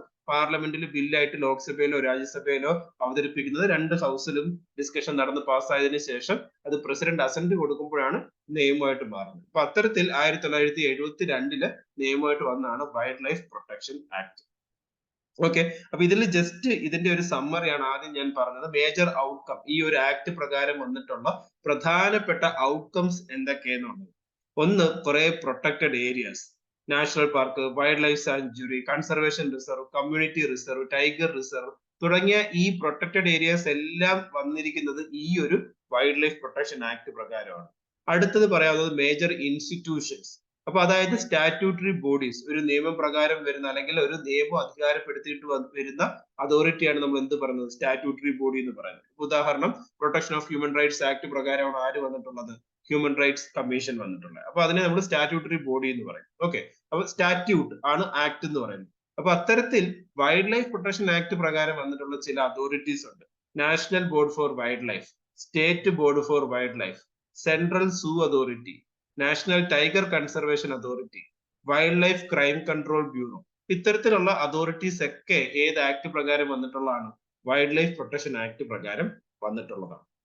ഇനി ചില മേജർ ആയിട്ടുള്ള ഓഫീസ് ബെയറേഴ്സ് ഉണ്ട്. ഉദാഹരണം, director of wild life preservation, central ഗവൺമെന്റിന്റെ അപ്പോയിന്റ് ചെയ്യുന്ന ഏറ്റവും ഉയർന്ന തസ്തികയിലുള്ള ഒരു പോസ്റ്റ് ആണ്. ഫോറസ്റ്റ് ആൻഡ് വൈൽഡ് ലൈഫുമായിട്ട് ബന്ധപ്പെട്ട് director of wild life preservation മിക്കവാറും ഇന്ത്യൻ ഫോറസ്റ്റ് സർവീസിലെ ഉദ്യോഗസ്ഥരായിരിക്കും. പിന്നീട് chief wild life warden, state government appoint ചെയ്യുന്ന സ്റ്റേറ്റിലെ ഉയർന്ന ഒരു വൈൽഡ് ലൈഫ് ഉദ്യോഗസ്ഥനാണ് ചീഫ് വൈൽഡ് ലൈഫ് വാർഡൻ എന്ന് പറയുന്നത്. അപ്പൊ ഇവരെ രണ്ടുപേരെയും ആര് അപ്പോയിന്റ് ചെയ്യണം, അവരുടെ അധികാരങ്ങളെ പറ്റിയും ഏത് ആക്ടിൽ പരാമർശിക്കുന്നുണ്ട്, വൈൽഡ് ലൈഫ് പ്രൊട്ടക്ഷൻ ആക്ടിൽ പരാമർശിക്കുന്നു. പിന്നെ ഒരു 6 ഷെഡ്യൂളുകളെ പറ്റി, ഓക്കെ, പ്ലാന്റ്സിനെയും ആനിമൽസിനെയും പ്രൊട്ടക്ട് ചെയ്യാനുള്ള ഒരു 6 ഷെഡ്യൂളുകളെ പറ്റിയും ഏത് ആക്ടിൽ പരാമർശിക്കുന്നുണ്ട്, വൈൽഡ് ലൈഫ് പ്രൊട്ടക്ഷൻ ആക്ട് 1972 പരാമർശിക്കുന്നു. അപ്പൊ ബേസിക്കലി ഈ ഒരു ആക്ട് നിങ്ങൾക്ക് അതിന്റെ ഇപ്പൊ ജസ്റ്റ് ഗൂഗിളിൽ സെർച്ച് ചെയ്താൽ ഗസറ്റിൽ പബ്ലിഷ് ചെയ്ത ഒറിജിനൽ ഡോക്യുമെന്റ് വേറെ ആക്ട് നിങ്ങൾക്ക് കിട്ടും. അപ്പൊ അത് വായിച്ചു നോക്കുക. ഓക്കെ, അപ്പൊ വൈൽഡ് ലൈഫ് പ്രൊട്ടക്ഷൻ ആക്ടിന്റെ അകത്ത് തന്നെ ഈ അടുത്തിടയ്ക്ക് റീസെന്റ് ആയിട്ട് അമെന്റ്മെന്റ്, ഭേദഗതി നടന്നിട്ടുണ്ട്. അപ്പൊ ഇത് ഈ കാര്യങ്ങൾ പറഞ്ഞതിന് ശേഷം നമുക്ക് ആ ഭേദഗതിയിലേക്ക് പോകാം. ഓക്കെ, അപ്പൊ ആദ്യം വൈൽഡ് ലൈഫ് പ്രൊട്ടക്ഷൻ ആക്ട് എന്താണ്, അതിൽ വന്നിട്ടുള്ള ഇമ്പോർട്ടന്റ് ആയിട്ടുള്ള ഔട്ട്കംസ്, ഈ ഓരോ ഇൻസ്റ്റിറ്റ്യൂഷനെ പറ്റിയും അല്ലെങ്കിൽ ഓരോ കാര്യങ്ങളെ പറ്റി നമ്മൾ ഡീറ്റെയിൽ ആയിട്ട് മനസ്സിലാക്കണം. അപ്പൊ ഇത്തരത്തിൽ ഓരോ ലെജിസ്ലേഷൻസും നമുക്ക് പഠിക്കാനുണ്ട്. ഈ ലെജിസ്ലേഷൻസ് പഠിക്കുമ്പോൾ നമുക്ക് കൃത്യമായിട്ട് ഒരു ഐഡിയ കിട്ടും, എന്തൊക്കെ കാര്യങ്ങൾ എവിടെ നിന്നൊക്കെയാണ് വന്നിട്ടുള്ളത് എന്നുള്ള ഒരു ബേസിക് ഐഡിയ കിട്ടും. ഓക്കെ, അപ്പൊ അത്തരത്തിൽ ഏറ്റവും ഇമ്പോർട്ടന്റ് ആയിട്ടുള്ള ലെജിസ്ലേഷൻ ആണ് wild life protection act 1970. Okay, ഇത്രയും പറഞ്ഞ കാര്യങ്ങൾ എല്ലാവർക്കും ക്ലിയർ ആണോ? ക്ലിയർ ആണ് എന്ന് വിചാരിക്കുന്നു. ഓക്കെ, ശരി. ഇനി ഓരോരോ അതോറിറ്റിയിലേക്ക് പോകുന്നതിന് മുമ്പ് നിങ്ങൾ ജസ്റ്റ് ഒരു കാര്യം കൂടെ നിങ്ങൾ മനസ്സിലാക്കേണ്ടത്, അതായത് നമ്മുടെ കോൺസ്റ്റിറ്റ്യൂഷൻ അല്ലെ, എന്തുകൊണ്ടാണ് ഈ ഒരു വൈൽഡ് ലൈഫ് പ്രൊട്ടക്ഷൻ ആക്ട് വന്നത് എന്നുള്ളത്. ഓക്കെ, സ്വാഭാവികമായിട്ടും നമ്മൾ ഫോറസ്റ്റ് നമ്മുടെ വൈൽഡ് ലൈഫുമായിട്ട് ബന്ധപ്പെട്ട കാര്യങ്ങൾ, ഇതൊക്കെ നിങ്ങൾ പൊളിറ്റിക്കൽ സയൻസ് പഠിക്കുന്ന സമയത്ത് നിങ്ങൾ കോൺസ്റ്റിറ്റ്യൂഷന്റെ ഭാഗമായിട്ട് 12 ഷെഡ്യൂളുകൾ ഉള്ളതായിട്ട് പഠിക്കും. അപ്പൊ അതിലെ 7ാമത്തെ ഷെഡ്യൂളിലാണ് എന്തൊക്കെ കാര്യങ്ങൾ യൂണിയന്റെ അധികാരത്തിൽ വരുന്നു, യൂണിയൻ ലിസ്റ്റിൽ വരുന്നു, എന്തൊക്കെ സ്റ്റേറ്റിന്റെ അധികാരത്തിൽ വരുന്നു, സ്റ്റേറ്റ് ലിസ്റ്റിൽ വരുന്നു, ഇവർക്ക് രണ്ടുപേർക്കും അധികാരമുള്ളത് എന്തൊക്കെയാണ്, കൺകറന്റ് ലിസ്റ്റിൽ വരുന്നു. അപ്പൊ അത്തരത്തിൽ ഈ വൈൽഡ് ലൈഫും ഫോറസ്റ്റുമായിട്ട് ബന്ധപ്പെട്ട കാര്യങ്ങളൊക്കെ ഏത് ലിസ്റ്റിലാണ് വരുന്നത്, കൺകറന്റ് ലിസ്റ്റിലാണ് വരുന്നത്. ഓക്കെ, അപ്പൊ അതായത് യൂണിയനും സ്റ്റേറ്റിനും ഇത്തരത്തിലുള്ള കാര്യങ്ങളുമായിട്ട് ബന്ധപ്പെട്ട് എന്തുണ്ടാക്കാം, നിയമം ഉണ്ടാക്കാം. ഓക്കെ, അപ്പൊ 42ാമത് കോൺസ്റ്റിറ്റ്യൂഷണൽ അമെന്റ്മെന്റ് ആക്ട് 1976 പ്രകാരമാണ് ഈ ഫോറസ്റ്റും പ്രൊട്ടക്ഷനും വൈൽഡ് ലൈഫും ഒക്കെ കൺകറന്റ് ലിസ്റ്റിൽ ഉൾപ്പെടുത്തിയത്. അതിനു മുമ്പ് അത് സ്റ്റേറ്റ് ലിസ്റ്റിലായിരുന്നു. ഓക്കെ, അപ്പൊ അത്തരത്തിലുള്ള ഒരു ചേഞ്ച് വന്നിരുന്നു എന്നുള്ളതും കൂടെ നമ്മൾ മനസ്സിലാക്കുക. ഇപ്പൊ നിലവില് യൂണിയനും സ്റ്റേറ്റിനും ഇതുമായിട്ട് ബന്ധപ്പെട്ട കാര്യങ്ങളിൽ നിയമം ഉണ്ടാക്കാം. പിന്നെ നമ്മുടെ കോൺസ്റ്റിറ്റ്യൂഷൻ ആർട്ടിക്കിൾസിലേക്ക് പോകും. ഓക്കെ, 48A-യും 51A-യും, അതായത് 48A-യും 51A-യും എന്ന് പറയുന്നത് എന്തിൽ വരുന്നതാണ്, 48A എന്ന് പറയുന്നത് DPSPയുടെ ഭാഗമായിട്ട് വരുന്നതാണ്, ഡയറക്റ്റീവ് പ്രിൻസിപ്പിൾസ് ഓഫ് സ്റ്റേറ്റ് പോളിസിയുടെ അകത്ത് വരുന്നതാണ്. 51A എന്ന് പറയുന്നത് ഫണ്ടമെന്റൽ ഡ്യൂട്ടിയിൽ വരുന്നതാണ്. അപ്പൊ ഈ രണ്ടിടത്തും എന്ത് പരാമർശിക്കുന്നുണ്ട്, ഇപ്പൊ 1976-ലെ 42nd കോൺസ്റ്റിറ്റ്യൂഷണൽ അമെന്റ്മെന്റ് ആക്ട് അല്ലെങ്കിൽ മിനി കോൺസ്റ്റിറ്റ്യൂഷൻ എന്ന് പറയുന്ന ഭരണഘടനാ ഭേദഗതിയിലാണ് സ്റ്റേറ്റിന് എൻവയോൺമെന്റും വൈൽഡ് ലൈഫും ഫോറസ്റ്റും പ്രൊട്ടക്ട് ചെയ്യാൻ അവകാശമുണ്ട്, അല്ലെങ്കിൽ സ്റ്റേറ്റ് പ്രൊട്ടക്ട് ചെയ്യണം എന്ന ഒരു നിർദ്ദേശക തത്വത്തിൽ പറയുന്നത് ഏതാണ്, ആർട്ടിക്കിൾ 48A. അപ്പൊ ഇതൊക്കെ പ്രകാരമാണ് പിന്നീട് ഗവൺമെന്റ് ഈ ഒരു wild life protection act 1972 formulate ചെയ്തിട്ടുള്ളത്. അതേപോലെ തന്നെ ഫണ്ടമെന്റൽ ഡ്യൂട്ടിയിലും പരാമർശിക്കുന്നുണ്ട്, എന്താണ്, protect and improve the natural environment including reverse, forest, lakes and wild life and have compassion for living creatures. അതായത് ഫണ്ടമെന്റൽ ഡ്യൂട്ടി എന്ന് പറയുന്നത് എന്താണ്, ഓരോ സിറ്റിസണും ഉള്ള അവർ ചെയ്യേണ്ട കടമയാണ് അല്ലെ. അപ്പൊ അത്തരത്തിൽ നമ്മുടെ ഒരു കടമയാണ് ആ നാച്ചുറൽ എൻവയോൺമെന്റ് പ്രൊട്ടക്ട് ചെയ്യേണ്ടത്, റിവേഴ്സും ഫോറസ്റ്റും ലേക്സും വൈൽഡ് ലൈഫും ഒക്കെ പ്രൊട്ടക്ട് ചെയ്യണം എന്നുള്ളത്. അപ്പൊ ഇത്തരത്തിൽ ബേസിക്കലി നമ്മുടെ കോൺസ്റ്റിറ്റ്യൂഷനിലുള്ള ഫണ്ടമെന്റൽ എന്തൊക്കെയാണ് കാര്യങ്ങൾ ഈ ഒരു വൈൽഡ് ലൈഫും ഫോറസ്റ്റ് കൺസർവേഷനുമായിട്ട് ബന്ധപ്പെട്ടുള്ളത് എന്ന് നമ്മൾ ആദ്യം മനസ്സിലാക്കി. അപ്പൊ ഇത് പ്രകാരമാണ് വൈൽഡ് ലൈഫ് പ്രൊട്ടക്ഷൻ ആക്ട് വന്നിട്ടുള്ളത്. ഓക്കെ, അപ്പം എന്ത് പ്രകാരമാണ് വൈൽഡ് ലൈഫ് പ്രൊട്ടക്ഷൻ ആക്ട് വന്നിട്ടുള്ളത്, മേജർ ആയിട്ടുള്ള ജസ്റ്റ് ഔട്ട്കംസ് എന്താണ് എന്നുള്ള ഒരു സമ്മറി നമ്മൾ പറഞ്ഞു. ഇനി നമ്മൾ ഡീറ്റെയിൽ ആയിട്ട് വൈൽഡ് ലൈഫ് പ്രൊട്ടക്ഷൻ ആക്ടിന്റെ പ്രൊവിഷൻസിലേക്ക് കടക്കുകയാണ്. ഓക്കെ, ആദ്യം പറയാനുള്ളത് statutory bodies, different authorities wild life protection act പ്രകാരം വന്നിട്ടുള്ളത് ഏതൊക്കെ എന്നുള്ളതാണ്. അതിൽ ആദ്യത്തെ ബോഡി എന്ന് പറയുന്നത് national board for wild life, NBWL എന്ന് പറയും. ഓക്കെ, അപ്പൊ ഇതില് ഈ ഒരു ആക്ടിൽ പരാമർശിക്കുന്ന central government to constitute national board for wild life with prime minister as chairperson, MOFCC minister as vice chairperson, പിന്നെ members of parliament etcetera to promote the conservation and development of wildlife and forest. അപ്പൊ ആക്ടിനകത്ത് പരാമർശിക്കുന്നത് നമ്മുടെ prime minister chairperson ആയിട്ട് central government എന്ത് ചെയ്യണം, ഒരു national board for wild life constitute ചെയ്യണം. Wild ലൈഫിനെ സംരക്ഷിക്കാൻ വേണ്ടി ഒരു പ്രത്യേക നാഷണൽ അതോറിറ്റി ബോർഡ് കൊണ്ടുവരണം എന്ന് പറയുന്നുണ്ട്. MOFCC എന്ന് പറഞ്ഞാൽ ministry of environment, forest and climate change. അപ്പൊ ഫോറസ്റ്റിനെ സംരക്ഷിക്കാൻ വേണ്ടി അല്ലെങ്കിൽ ക്ലൈമറ്റ് ചേഞ്ച് പ്രിവെന്റ് ചെയ്യാൻ വേണ്ടിയിട്ടുള്ള സെൻട്രൽ ഗവൺമെന്റിന്റെ മിനിസ്ട്രിയുടെ പേരാണ് നമ്മൾ MOEFCC എന്ന് പറയുന്നത്. അപ്പൊ അതിന്റെ മിനിസ്റ്റർ വൈസ് ചെയർപേഴ്സൺ ആയിരിക്കണം. അത് കൂടാതെ തന്നെ പാർലമെന്റിലെ റെപ്രസെന്റേറ്റീവ്സ്, ഓക്കെ, അവരും ഈ ഒരു കമ്മിറ്റിയിൽ അല്ലെങ്കിൽ ഈ ഒരു നാഷണൽ ബോർഡ് ഫോർ വൈൽഡ് ലൈഫിൽ ഭാഗമായിരിക്കണം. ഇവരെ എല്ലാരെയും കൂടെ ഉൾപ്പെടുത്തിയിട്ട് ഒരു അംബ്രല്ല ബോഡി കോൺസ്റ്റിറ്റ്യൂട്ട് ചെയ്യണം വൈൽഡ് ലൈഫിനെ പ്രൊട്ടക്ട് ചെയ്യാൻ വേണ്ടിയിട്ട് എന്ന് ഏതില് പരാമർശിക്കുന്നുണ്ട്, വൈൽഡ് ലൈഫ് പ്രൊട്ടക്ഷൻ ആക്ടിൽ പരാമർശിക്കുന്നു. അതുപോലെ തന്നെ ഓരോ സ്റ്റേറ്റിലും സ്റ്റേറ്റ് ബോർഡ് ഫോർ വൈൽഡ് ലൈഫും വേണം എന്ന് പറയുന്നു. കേന്ദ്രത്തിൽ ഉള്ളതുപോലെ തന്നെ നാഷണൽ ലെവലിൽ ഉള്ളതുപോലെ തന്നെ ഓരോ സ്റ്റേറ്റിലും സ്റ്റേറ്റ് ലെവലിലും വേണം. അപ്പൊ അത്തരത്തിൽ സ്റ്റേറ്റിൽ കോൺസ്റ്റിറ്റ്യൂട്ട് ചെയ്ത national state board for wild ലൈഫിൽ അതാത് സംസ്ഥാനങ്ങളുടെ CM ആയിരിക്കും ചെയർപേഴ്സൺ ആയിട്ട് വരുന്നത്.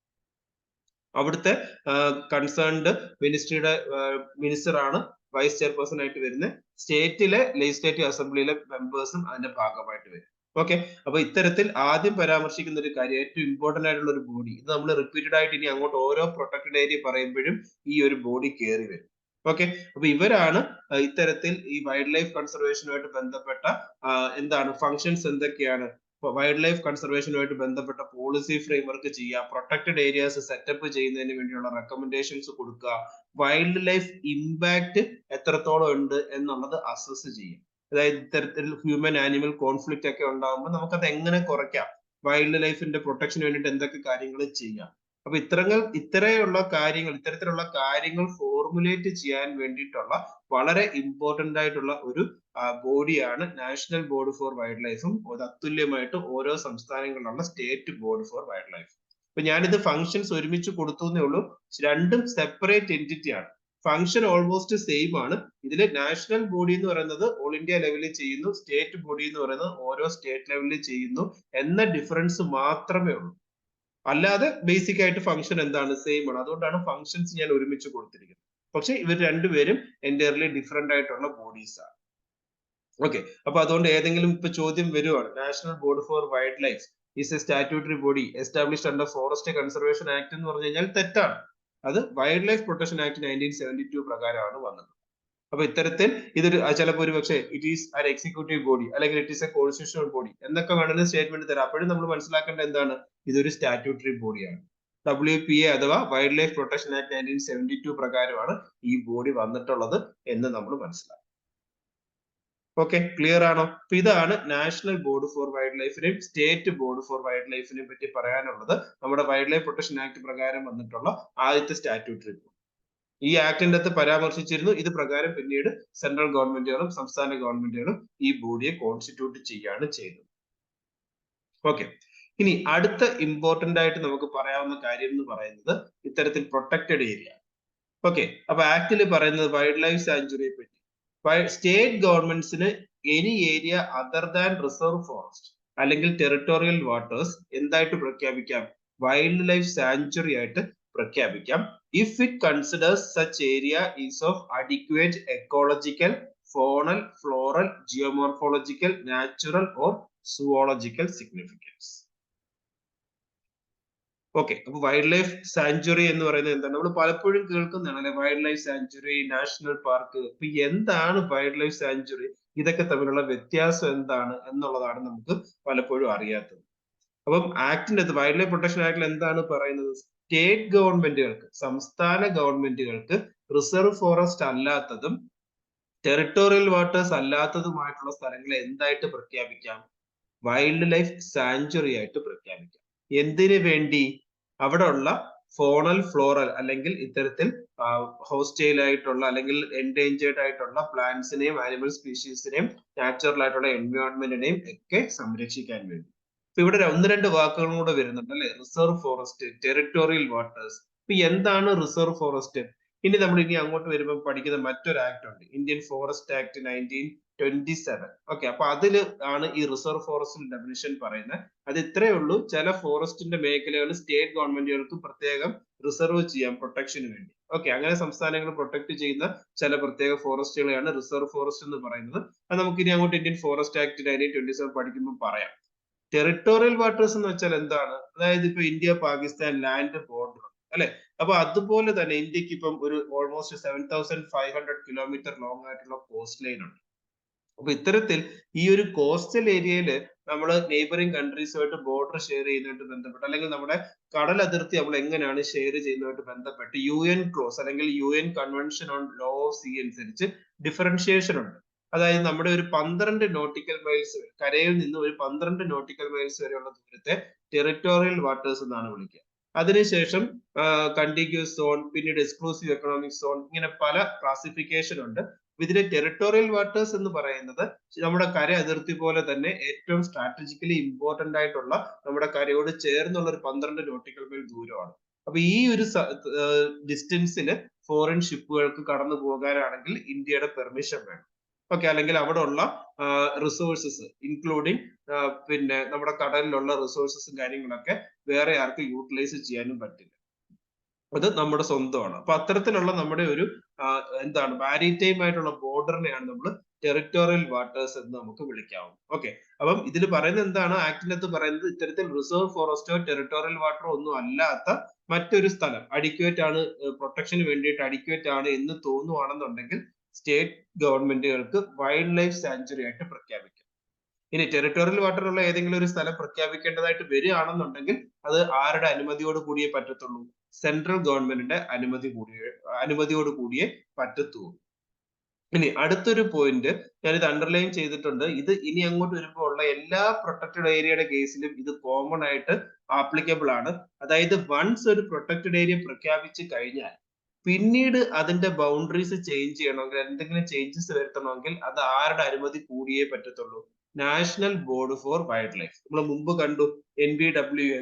അപ്പൊ ഇത്തരത്തിൽ വൺസ് പ്രഖ്യാപിച്ചു കഴിഞ്ഞ പ്രൊട്ടക്റ്റഡ് ഏരിയസിനകത്തൊക്കെ ചേഞ്ച് കൊണ്ടുവരണമെന്നുണ്ടെങ്കിൽ നാഷണൽ ബോർഡ് ഫോർ വൈൽഡ് ലൈഫിന്റെ, അത് വൈൽഡ് ലൈഫ് സാങ്ച്വറി ആയിക്കോട്ടെ, ടൈഗർ റിസർവ് ആയിക്കോട്ടെ, നാഷണൽ പാർക്ക് ആയിക്കോട്ടെ, എല്ലാത്തിനും കോമൺ ആണ്. നമ്മൾ ഇനി അങ്ങോട്ട് വരുമ്പോൾ ഇത് പറയും. ഓക്കെ, പിന്നെ ഇത്തരത്തിൽ സംസ്ഥാന ഗവൺമെന്റുകൾ പ്രഖ്യാപിച്ച വൈൽഡ് ലൈഫ് സാങ്ച്വറി ആരായിരിക്കും മോണിറ്റർ ചെയ്യുക അല്ലെങ്കിൽ കൺട്രോൾ ചെയ്യുന്നത്? അതാണ് chief wild life warden. Chief wild life warden എന്ന് പറയുന്നത് സംസ്ഥാന സർക്കാരുകൾ അപ്പോയിന്റ് ചെയ്യുന്ന ഇന്ത്യൻ ഫോറസ്റ്റ് സർവീസിലൊക്കെ ഒരു ഉയർന്ന ഉദ്യോഗസ്ഥനായിരിക്കും. അപ്പൊ അദ്ദേഹമായിരിക്കും ഈ വൈൽഡ് ലൈഫ് സാങ്ച്വറിയായിട്ട് ബന്ധപ്പെട്ട കാര്യങ്ങൾ മാനേജ് ചെയ്യുന്നത്. ഓക്കെ, അപ്പൊ ഇപ്പൊ നിങ്ങൾക്ക് വൈൽഡ് ലൈഫ് സാങ്ച്വറി എന്താണ് എന്നുള്ള ഒരു ബേസിക് ഐഡിയ. ഇപ്പൊ നമുക്കാണെങ്കിൽ ഈ കേരളത്തിലാണെങ്കിൽ പോലും national park, silent Valley national park ഉണ്ട്. അല്ലെങ്കിൽ നമുക്ക് ഇടുക്കി ഒക്കെ വൈൽഡ് ലൈഫ് സാങ്ച്വറിയും കാര്യങ്ങളൊക്കെ വരുന്നുണ്ട്. ഇടുക്കിയിലും വയനാട്ടിലൊക്കെ വൈൽഡ് ലൈഫ് സാങ്ച്വറികളുണ്ട് അല്ലെ. നമുക്ക് പിന്നെ ഇത്തരത്തിൽ ചെന്തുരുണി ഒക്കെ വരുന്നുണ്ട്. ഇവിടെ എല്ലാം വരുന്നുണ്ട്. അപ്പൊ എന്താണ് ഇത് തമ്മിലുള്ള വ്യത്യാസം എന്നുള്ളത് കൃത്യമായിട്ട് മനസ്സിലാക്കുക എന്നുള്ളതാണ്. ഓൾമോസ്റ്റ് ചെറിയ ഡിഫറൻസേ ഉള്ളൂ. ഇതിനകത്ത് ആക്ടിന്റെ അകത്ത് പറയുന്നത് സംസ്ഥാന സർക്കാരുകൾക്ക് തന്നെ പ്രഖ്യാപിക്കാം. പിന്നെ എന്താണ് ഇത് നാഷണൽ പാർക്ക് എന്നുള്ള വ്യത്യാസം എന്നുള്ളത് നമുക്ക് ഇനി അങ്ങോട്ട് വരുമ്പോൾ ഡീറ്റെയിൽ ആയിട്ട് പറയാം. ഓക്കെ, ഇപ്പൊ ബേസിക്കലി എന്താണ് വൈൽഡ് ലൈഫ് സാങ്ച്വറി എന്നുള്ളത് നിങ്ങൾക്ക് മനസ്സിലായി എന്ന് വിചാരിക്കുന്നു. നാഷണൽ പാർക്കിലേക്ക് വരുമ്പോൾ എന്താണ് വൈൽഡ് ലൈഫ് പ്രൊട്ടക്ഷൻ ആക്ട് പറയുന്നത്? സംസ്ഥാന സർക്കാരുകൾക്ക് തന്നെ, സ്റ്റേറ്റ് ഗവൺമെന്റിന് തന്നെ എന്തും പ്രഖ്യാപിക്കാം, നാഷണൽ പാർക്കും പ്രഖ്യാപിക്കാം within a wild life sanctuary or other region. അതുകൊണ്ടാണ് നിങ്ങൾ പെരിയാറൊക്കെ തന്നെ നാഷണൽ പാർക്കായിട്ട് വൈൽഡ് ലൈഫ് സാങ്ച്വറി, അങ്ങനെ ഒരേ പ്രൊട്ടക്റ്റഡ് ഏരിയ ഇത് നാഷണൽ പാർക്കും വൈൽഡ് ലൈഫ് സാങ്ച്വറി ആയിട്ട് വായിക്കാറുണ്ട്. അത് എന്തുകൊണ്ടാണെന്ന് വെച്ച് കഴിഞ്ഞാൽ വൈൽഡ് ലൈഫ് സാങ്ച്വറിയുടെ ഭാഗമായിട്ട് തന്നെ നാഷണൽ പാർക്കിനെയും പ്രഖ്യാപിക്കാം അത്യാവശ്യമായിട്ട് ബേസ്ഡ് ഓൺ സയന്റിഫിക് ആയിട്ടുള്ള സ്റ്റഡീസ് അനുസരിച്ച്. Okay, if it considers it is adequate for ecological fauna floral significance ആണെങ്കിൽ സംസ്ഥാന സർക്കാരിന് തന്നെയാണ് നാഷണൽ പാർക്ക് പ്രഖ്യാപിക്കേണ്ടത് എന്നാണ് വൈൽഡ് ലൈഫ് പ്രൊട്ടക്ഷൻ ആക്ടിൽ പറയുന്നത്. ഓക്കെ, ഇനി അത്തരത്തിൽ പ്രഖ്യാപിക്കുന്ന വൈൽഡ് ലൈഫ് സാങ്ച്വറി നാഷണൽ പാർക്കുമായിട്ട് ബന്ധപ്പെട്ട അതോറിറ്റി അല്ലെ റൈറ്റ്സ് ഒക്കെ സംസ്ഥാന സർക്കാരുകൾക്കായിരിക്കും. വൺസ് പ്രഖ്യാപിച്ചു കഴിഞ്ഞാൽ ഈ നാഷണൽ പാർക്ക് ആണെങ്കിലും അതിൽ പിന്നീട് എന്തെങ്കിലും ചേഞ്ചസ് വരുത്തണം എന്നുണ്ടെങ്കിൽ നാഷണൽ എന്താണ് നമ്മൾ നേരത്തെ പറഞ്ഞു NBWA national board for wild ലൈഫിന്റെ അനുമതി ഉണ്ടായേ പറ്റത്തുള്ളൂ.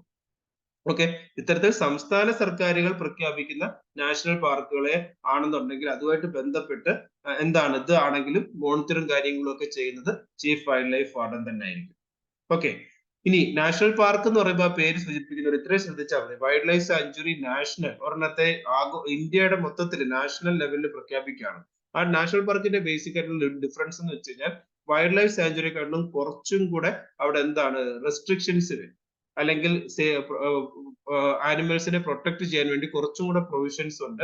അപ്പൊ അതുകൊണ്ട് തന്നെ കുറച്ചും കൂടെ സ്ട്രിക്റ്റർ ആയിട്ടുള്ള പോളിസീസ് ഉണ്ടാവും. നാഷണൽ പാർക്കിന്റെ അകത്ത് ഗ്രേസിംഗും കാര്യങ്ങളും ഒന്നും അലൗ ചെയ്യത്തില്ല. ഓക്കെ, കുറച്ചും കൂടെ പ്രൊട്ടക്ഷൻ വരുന്നതാണ് നാഷണൽ പാർക്ക്. അപ്പൊ ഒരു കാര്യം കൂടെ ജസ്റ്റ് ഒന്ന് മനസ്സിലാക്കുക, ഈ ആക്ടിന്റെ അകത്ത് തന്നെ പരാമർശിക്കുന്നുണ്ട്.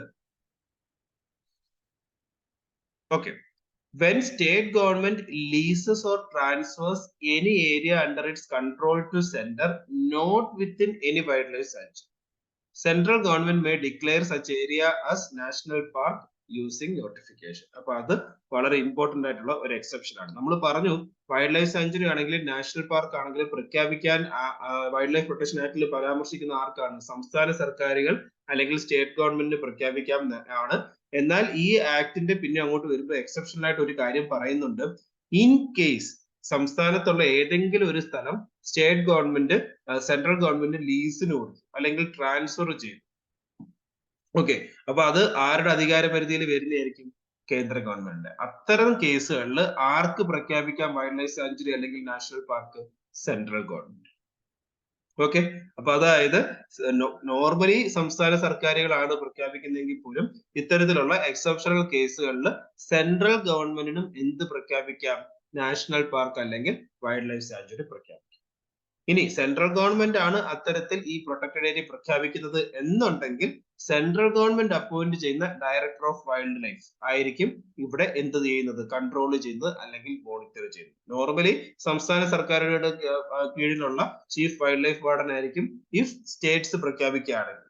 എന്നാൽ സെൻട്രൽ ഗവൺമെന്റ് ആണ് പ്രഖ്യാപിക്കുന്നതെന്നുണ്ടെങ്കിൽ ഡയറക്ടർ ഓഫ് വൈൽഡ് ലൈഫ് ആയിരിക്കും അത് മോണിറ്റർ ചെയ്യുക. ആ ഒരു ഡിഫറൻസ് നമ്മളൊന്ന് മനസ്സിലാക്കും. ഓക്കെ, അപ്പൊ wild life sanctuary, national park. Okay, ഇനി നമുക്ക് ഇത് രണ്ടും തമ്മിലുള്ള ഡിഫറൻസ് ബേസിക്കലി ഒന്ന് ഇത്തരത്തിൽ ഡീറ്റെയിൽ ആയിട്ട് മനസ്സിലാക്കാം. ഈ ഒരു നമ്മുടെ ഈ ഒരു ടേബിൾ കാണുമ്പോൾ നിങ്ങൾക്ക് ക്ലിയർ ആവും. ഓക്കെ, നാഷണൽ പാർക്കും വൈൽഡ് ലൈഫും തമ്മിലുള്ള വൈൽഡ് ലൈഫ് സാങ്ച്വറി തമ്മിലുള്ള വ്യത്യാസം. ഇപ്പൊ വൈൽഡ് ലൈഫ് സാങ്ച്വറി ഞാൻ പറഞ്ഞു സ്റ്റേറ്റ് ഗവൺമെന്റ് പ്രഖ്യാപിക്കാം, ചില എക്സെപ്ഷണൽ കേസിൽ central government പ്രഖ്യാപിക്കാം.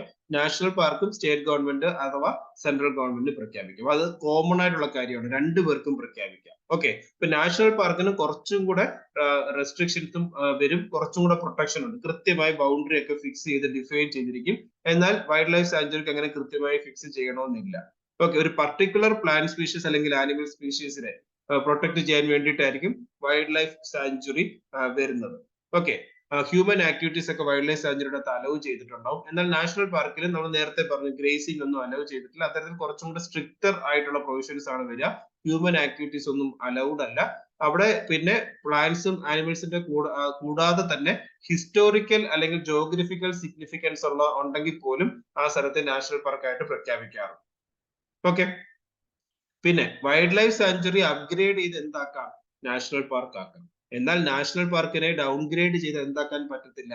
Wild life sanctuary ആക്കാൻ പറ്റില്ല. അപ്പൊ ഇതാണ് ബേസിക്കലി നാഷണൽ പാർക്കും വൈൽഡ് ലൈഫ് സാങ്ച്വറി ആയിട്ടുള്ള ഡിഫറൻസ്. ഇപ്പൊ നിങ്ങൾക്ക് ഇന്ന് തരുന്ന ഒരു അസൈൻമെന്റ് എന്താണെന്ന് വെച്ച് കഴിഞ്ഞാൽ നിങ്ങൾ തീർച്ചയായും കേരളത്തിൽ എത്ര നാഷണൽ പാർക്ക് ഉണ്ട്, കേരളത്തിൽ എത്ര വൈൽഡ് ലൈഫ് സാങ്ച്വറി ഉണ്ട് എന്നുള്ളത് ഒഫീഷ്യലായിട്ട് ഗവൺമെന്റ് വെബ്സൈറ്റിൽ പോയി നോക്കുക. ഇത്തരത്തിലുള്ള കേരളത്തിലെ വൈൽഡ് ലൈഫ് സാങ്ച്വറിയെ പറ്റിയും നാഷണൽ പാർക്കുകളെ പറ്റിയും നമുക്കൊരു ഐഡിയ വേണം. ഓക്കെ, അപ്പൊ അതാണ് ഇന്നത്തെ നിങ്ങളുടെ ഒരു ടാസ്ക് എന്ന് പറയുന്നത്. നമ്മുടെ ഈ ഒരു സെഷൻ കഴിയുമ്പോൾ തന്നെയുള്ള ഒരു ടാസ്ക് എന്ന് പറയുന്നത്. അപ്പം ഇതുമായിട്ട് ബന്ധപ്പെട്ട് നിങ്ങൾ അറിഞ്ഞിരിക്കേണ്ട ഒരു ഡിഫറൻസ് ആണ് നമ്മൾ വൈൽഡ് ലൈഫ് പ്രൊട്ടക്ഷൻ ആക്ടുമായിട്ട് കണക്ട് ചെയ്ത് നമ്മൾ ഇന്നും മനസ്സിലാക്കി. ഓക്കെ, അപ്പൊ ഇത്രയും പറഞ്ഞ കാര്യങ്ങൾ എല്ലാവർക്കും ക്ലിയർ ആണോ? ക്ലിയർ ആണ് എന്ന് വിചാരിക്കുന്നു. ഇനി നമുക്ക് അടുത്ത എന്താണ് വൈൽഡ് ലൈഫ് പ്രൊട്ടക്ഷൻ ആക്ടിൽ പരാമർശിക്കുന്നത് എന്നുള്ളത് നോക്കാം. ഓക്കെ, ഇനി NBWയിലും വൈൽഡ് ലൈഫ് സാങ്ച്വറി നാഷണൽ പാർക്കിന് ശേഷം നമ്മുടെ വൈൽഡ് ലൈഫ് പ്രൊട്ടക്ഷൻ ആക്ടിൽ അടുത്ത വരുന്നത് കൺസർവേഷൻ റിസർവ് ആണ്. ഓക്കെ, അപ്പൊ എന്താണ് ആക്ടിനകത്ത് പറയുന്നത്? ഇതും സ്റ്റേറ്റ് ഗവൺമെന്റിന് തന്നെ പ്രഖ്യാപിക്കാം. Okay, after consulting local communities. Local ആയിട്ടുള്ള കമ്മ്യൂണിറ്റീസിന് അടുത്ത് കൺസൾട്ട് ചെയ്തതിനു ശേഷം ഓൾറെഡി പ്രഖ്യാപിച്ച നാഷണൽ പാർക്ക് അല്ലെങ്കിൽ വൈൽഡ് ലൈഫ് സാങ്ച്വറിക്ക് തൊട്ടടുത്തായിട്ട് ഓക്കെ അവിടെ ഉള്ള ലാൻഡ്സ്കേപ്പിനെ പ്രൊട്ടക്ട് ചെയ്യാനായിട്ട് കൺസർവേഷൻ റിസർവ് ആർക്ക് പ്രഖ്യാപിക്കാം? സംസ്ഥാന സർക്കാരുകൾക്ക് പ്രഖ്യാപിക്കാം. അപ്പൊ കൺസർവേഷൻ റിസർവ് എന്ന് ഉദ്ദേശിക്കുന്നത് കാര്യം ഇത്തരത്തിൽ നാഷണൽ പാർക്ക് വരുന്നു, വൈൽഡ് ലൈഫ് സാങ്ച്വറി വരുന്നു, എന്നാൽ അതിന്റെ അടുത്ത് അതിന്റെ പെരിഫറിയിലായിട്ട് ഇത്തരത്തിൽ എന്താണ് ആൾക്കാർ താമസിക്കുന്നുണ്ടെങ്കിൽ അല്ലെങ്കിൽ അവിടെ കോൺഫ്ലിക്റ്റ് വരാം. അഗൈൻ മൃഗങ്ങൾക്ക് അറിയത്തില്ലല്ലോ ഇവിടെ വന്നപ്പോൾ തന്നെ കൃത്യമായിട്ട് വൈൽഡ് ലൈഫ് സാങ്ച്വറി എൻഡ് ചെയ്തു എന്ന് അറിയത്തില്ല അല്ലെ. അപ്പൊ അതിന് ചുറ്റുമുള്ള ഒരു അതിർത്തി മേഖലകളിൽ കുറച്ച് സ്ഥലങ്ങൾ സംസ്ഥാന സർക്കാരിന് ഇത്തരത്തിൽ എന്തായിട്ട് പ്രഖ്യാപിക്കാം? കൺസർവേഷൻ റിസർവ് ആയിട്ട് പ്രഖ്യാപിക്കാം. ഓക്കെ, അപ്പൊ അത് മാനേജ് ചെയ്യാനായിട്ട് ഒരു conservation reserve management committee constitute ചെയ്യുക. ഉദാഹരണമാണ് ബിയേഴ്സ് കൺസർവേഷൻ റിസർവ്. അങ്ങനെ നിരവധി കൺസർവേഷൻ റിസർവുകളും കാര്യങ്ങളും ഉണ്ട്. ഓക്കെ, ഇപ്പൊ കേരളത്തിൽ ഏതെങ്കിലും കൺസർവേഷൻ റിസർവ് ഉണ്ടോ എന്നുള്ളത് നിങ്ങൾ നോക്കിയിട്ട് വരണം. നമ്മൾ ഈ പറഞ്ഞ കാര്യങ്ങളൊക്കെ കേരള സ്പെസിഫിക് ആയിട്ടും കൂടെ നമ്മൾ പഠിക്കേണ്ടതുണ്ട്, മനസ്സിലാക്കേണ്ടതുണ്ട്. ഓക്കെ, അപ്പം അടുത്ത രണ്ടാമത്തെ ടാസ്ക് എന്ന് പറയുന്നത് നിങ്ങൾക്ക് തരുന്നത് കേരളത്തില് ഏതെങ്കിലും കൺസർവേഷൻ റിസർവ് ഉണ്ടോ എന്നുള്ളതാണ് അടുത്തൊരു ടാസ്ക്. ഓക്കെ, ഇനി അടുത്ത നമുക്ക് പഠിക്കാനുള്ള പ്രൊട്ടക്റ്റഡ് ഏരിയ എന്ന് പറയുന്നത് കമ്മ്യൂണിറ്റി റിസർവ് ആണ്. Okay, community reserve. അപ്പൊ എന്താണ് കമ്മ്യൂണിറ്റി റിസർവ്? ആ പേര് സൂചിപ്പിക്കുന്ന പോലെ തന്നെ ഒരു കമ്മ്യൂണിറ്റി അല്ലെങ്കിൽ ഒരു ഇൻഡിവിജ്വൽ ഓക്കെ നാഷണൽ പാർക്കോ വൈൽഡ് ലൈഫ് സാങ്ച്വറിയോ ഉൾപ്പെടാത്ത ഏതെങ്കിലും ഒരു സ്ഥലത്തെ ഒരു ഹാബിറ്റാറ്റിനെ പ്രൊട്ടക്ട് ചെയ്യണം എന്ന് തീരുമാനിക്കുകയാണ് എന്നുണ്ടെങ്കിൽ സംസ്ഥാന സർക്കാരുകളുടെ അടുത്ത് ആവശ്യപ്പെടുകയും സംസ്ഥാന സർക്കാരിന് എന്ത് ചെയ്യാം? അതിനെ കമ്മ്യൂണിറ്റി റിസർവ് ആയിട്ട് പ്രഖ്യാപിക്കും. ഓക്കെ, ഒരു പർട്ടിക്കുലർ കമ്മ്യൂണിറ്റി താമസിക്കുന്ന സ്ഥലം, ആ കമ്മ്യൂണിറ്റിയുടെ പ്രൊട്ടക്ഷനുമായിട്ട് ബന്ധപ്പെട്ട് പ്രകൃതിയായിട്ടൊക്കെ ഇടപഴകി അല്ലെങ്കിൽ ഇടചേർന്ന് അവർ ജീവിക്കുന്ന ആ ഒരു സ്ഥലത്ത് എൻവയോൺമെന്റ് പൊല്യൂഷനും കാര്യങ്ങളൊന്നും ഉണ്ടാകാതിരിക്കാനും അതിനെ സംരക്ഷിക്കാനും കൂടെ വേണ്ടിയിട്ടാണ് സംസ്ഥാന സർക്കാരുകൾ എന്ത് പ്രഖ്യാപിക്കുന്നത്? കമ്മ്യൂണിറ്റി റിസർവ് പ്രഖ്യാപിക്കുന്നത്. ഇനി അവിടെ കാര്യങ്ങൾ നോക്കി നടത്താനായിട്ട് ഒരു കമ്മ്യൂണിറ്റി റിസർവ് മാനേജ്മെന്റ് കമ്മിറ്റിയും കോൺസ്റ്റിറ്റ്യൂട്ട് ചെയ്യും. ഓക്കെ, അപ്പൊ അതില് ഓരോ വില്ലേജ് പഞ്ചായത്തിൽ നിന്നുള്ള മെമ്പേഴ്സും ഉണ്ടാവും. ഉദാഹരണമാണ് കേശവപൂർ മിയാനി കമ്മ്യൂണിറ്റി റിസർവ് പഞ്ചാബില്. കേരളത്തില് ഒരേ ഒരു കമ്മ്യൂണിറ്റി റിസർവ് ആണ് ഉള്ളത്, Kadalundi Vallikkunnu community reserve. Okay, അപ്പൊ എന്താണ് കമ്മ്യൂണിറ്റി റിസർവ് എന്ന് പറയുന്നത്? ഇത്തരത്തിൽ ഒരു കമ്മ്യൂണിറ്റിയുടെ ആവശ്യപ്രകാരം ആ കമ്മ്യൂണിറ്റി വസിക്കുന്ന അല്ലെങ്കിൽ താമസിക്കുന്നതിനടുത്ത് എൻവയോൺമെന്റ് പ്രൊട്ടക്ഷന് വേണ്ടിയിട്ടും ആനിമൽസിനെ ബയോഡൈവേഴ്സിറ്റി ഒക്കെ പ്രൊട്ടക്ട് ചെയ്യാൻ വേണ്ടിയിട്ട് സംസ്ഥാന സർക്കാരുകൾക്ക് എന്ത് പ്രഖ്യാപിക്കാം? കമ്മ്യൂണിറ്റി റിസർവ് പ്രഖ്യാപിക്കാം. ഓക്കെ, അപ്പൊ നമ്മൾ ഇത്തരത്തിൽ ഒരു സ്റ്റാറ്റ്യൂട്ടറി ബോഡി പഠിച്ചു, പിന്നെ പ്രൊട്ടക്റ്റഡ് ഏരിയയിൽ നമ്മൾ നാഷണൽ പാർക്ക് എന്താണെന്ന് പഠിച്ചു, വൈൽഡ് ലൈഫ് സാങ്ച്വറി എന്താണെന്ന് പഠിച്ചു, കമ്മ്യൂണിറ്റി റിസർവ് എന്താണെന്ന് പഠിച്ചു.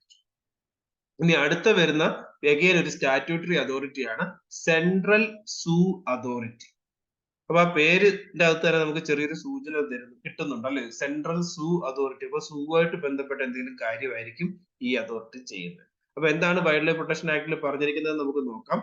Central government shall constitute a authority to set standard for housing animals in zoos, recognize or de-recognize zoos, identify endangered species for captive breeding, coordinate research in captive breeding, etc.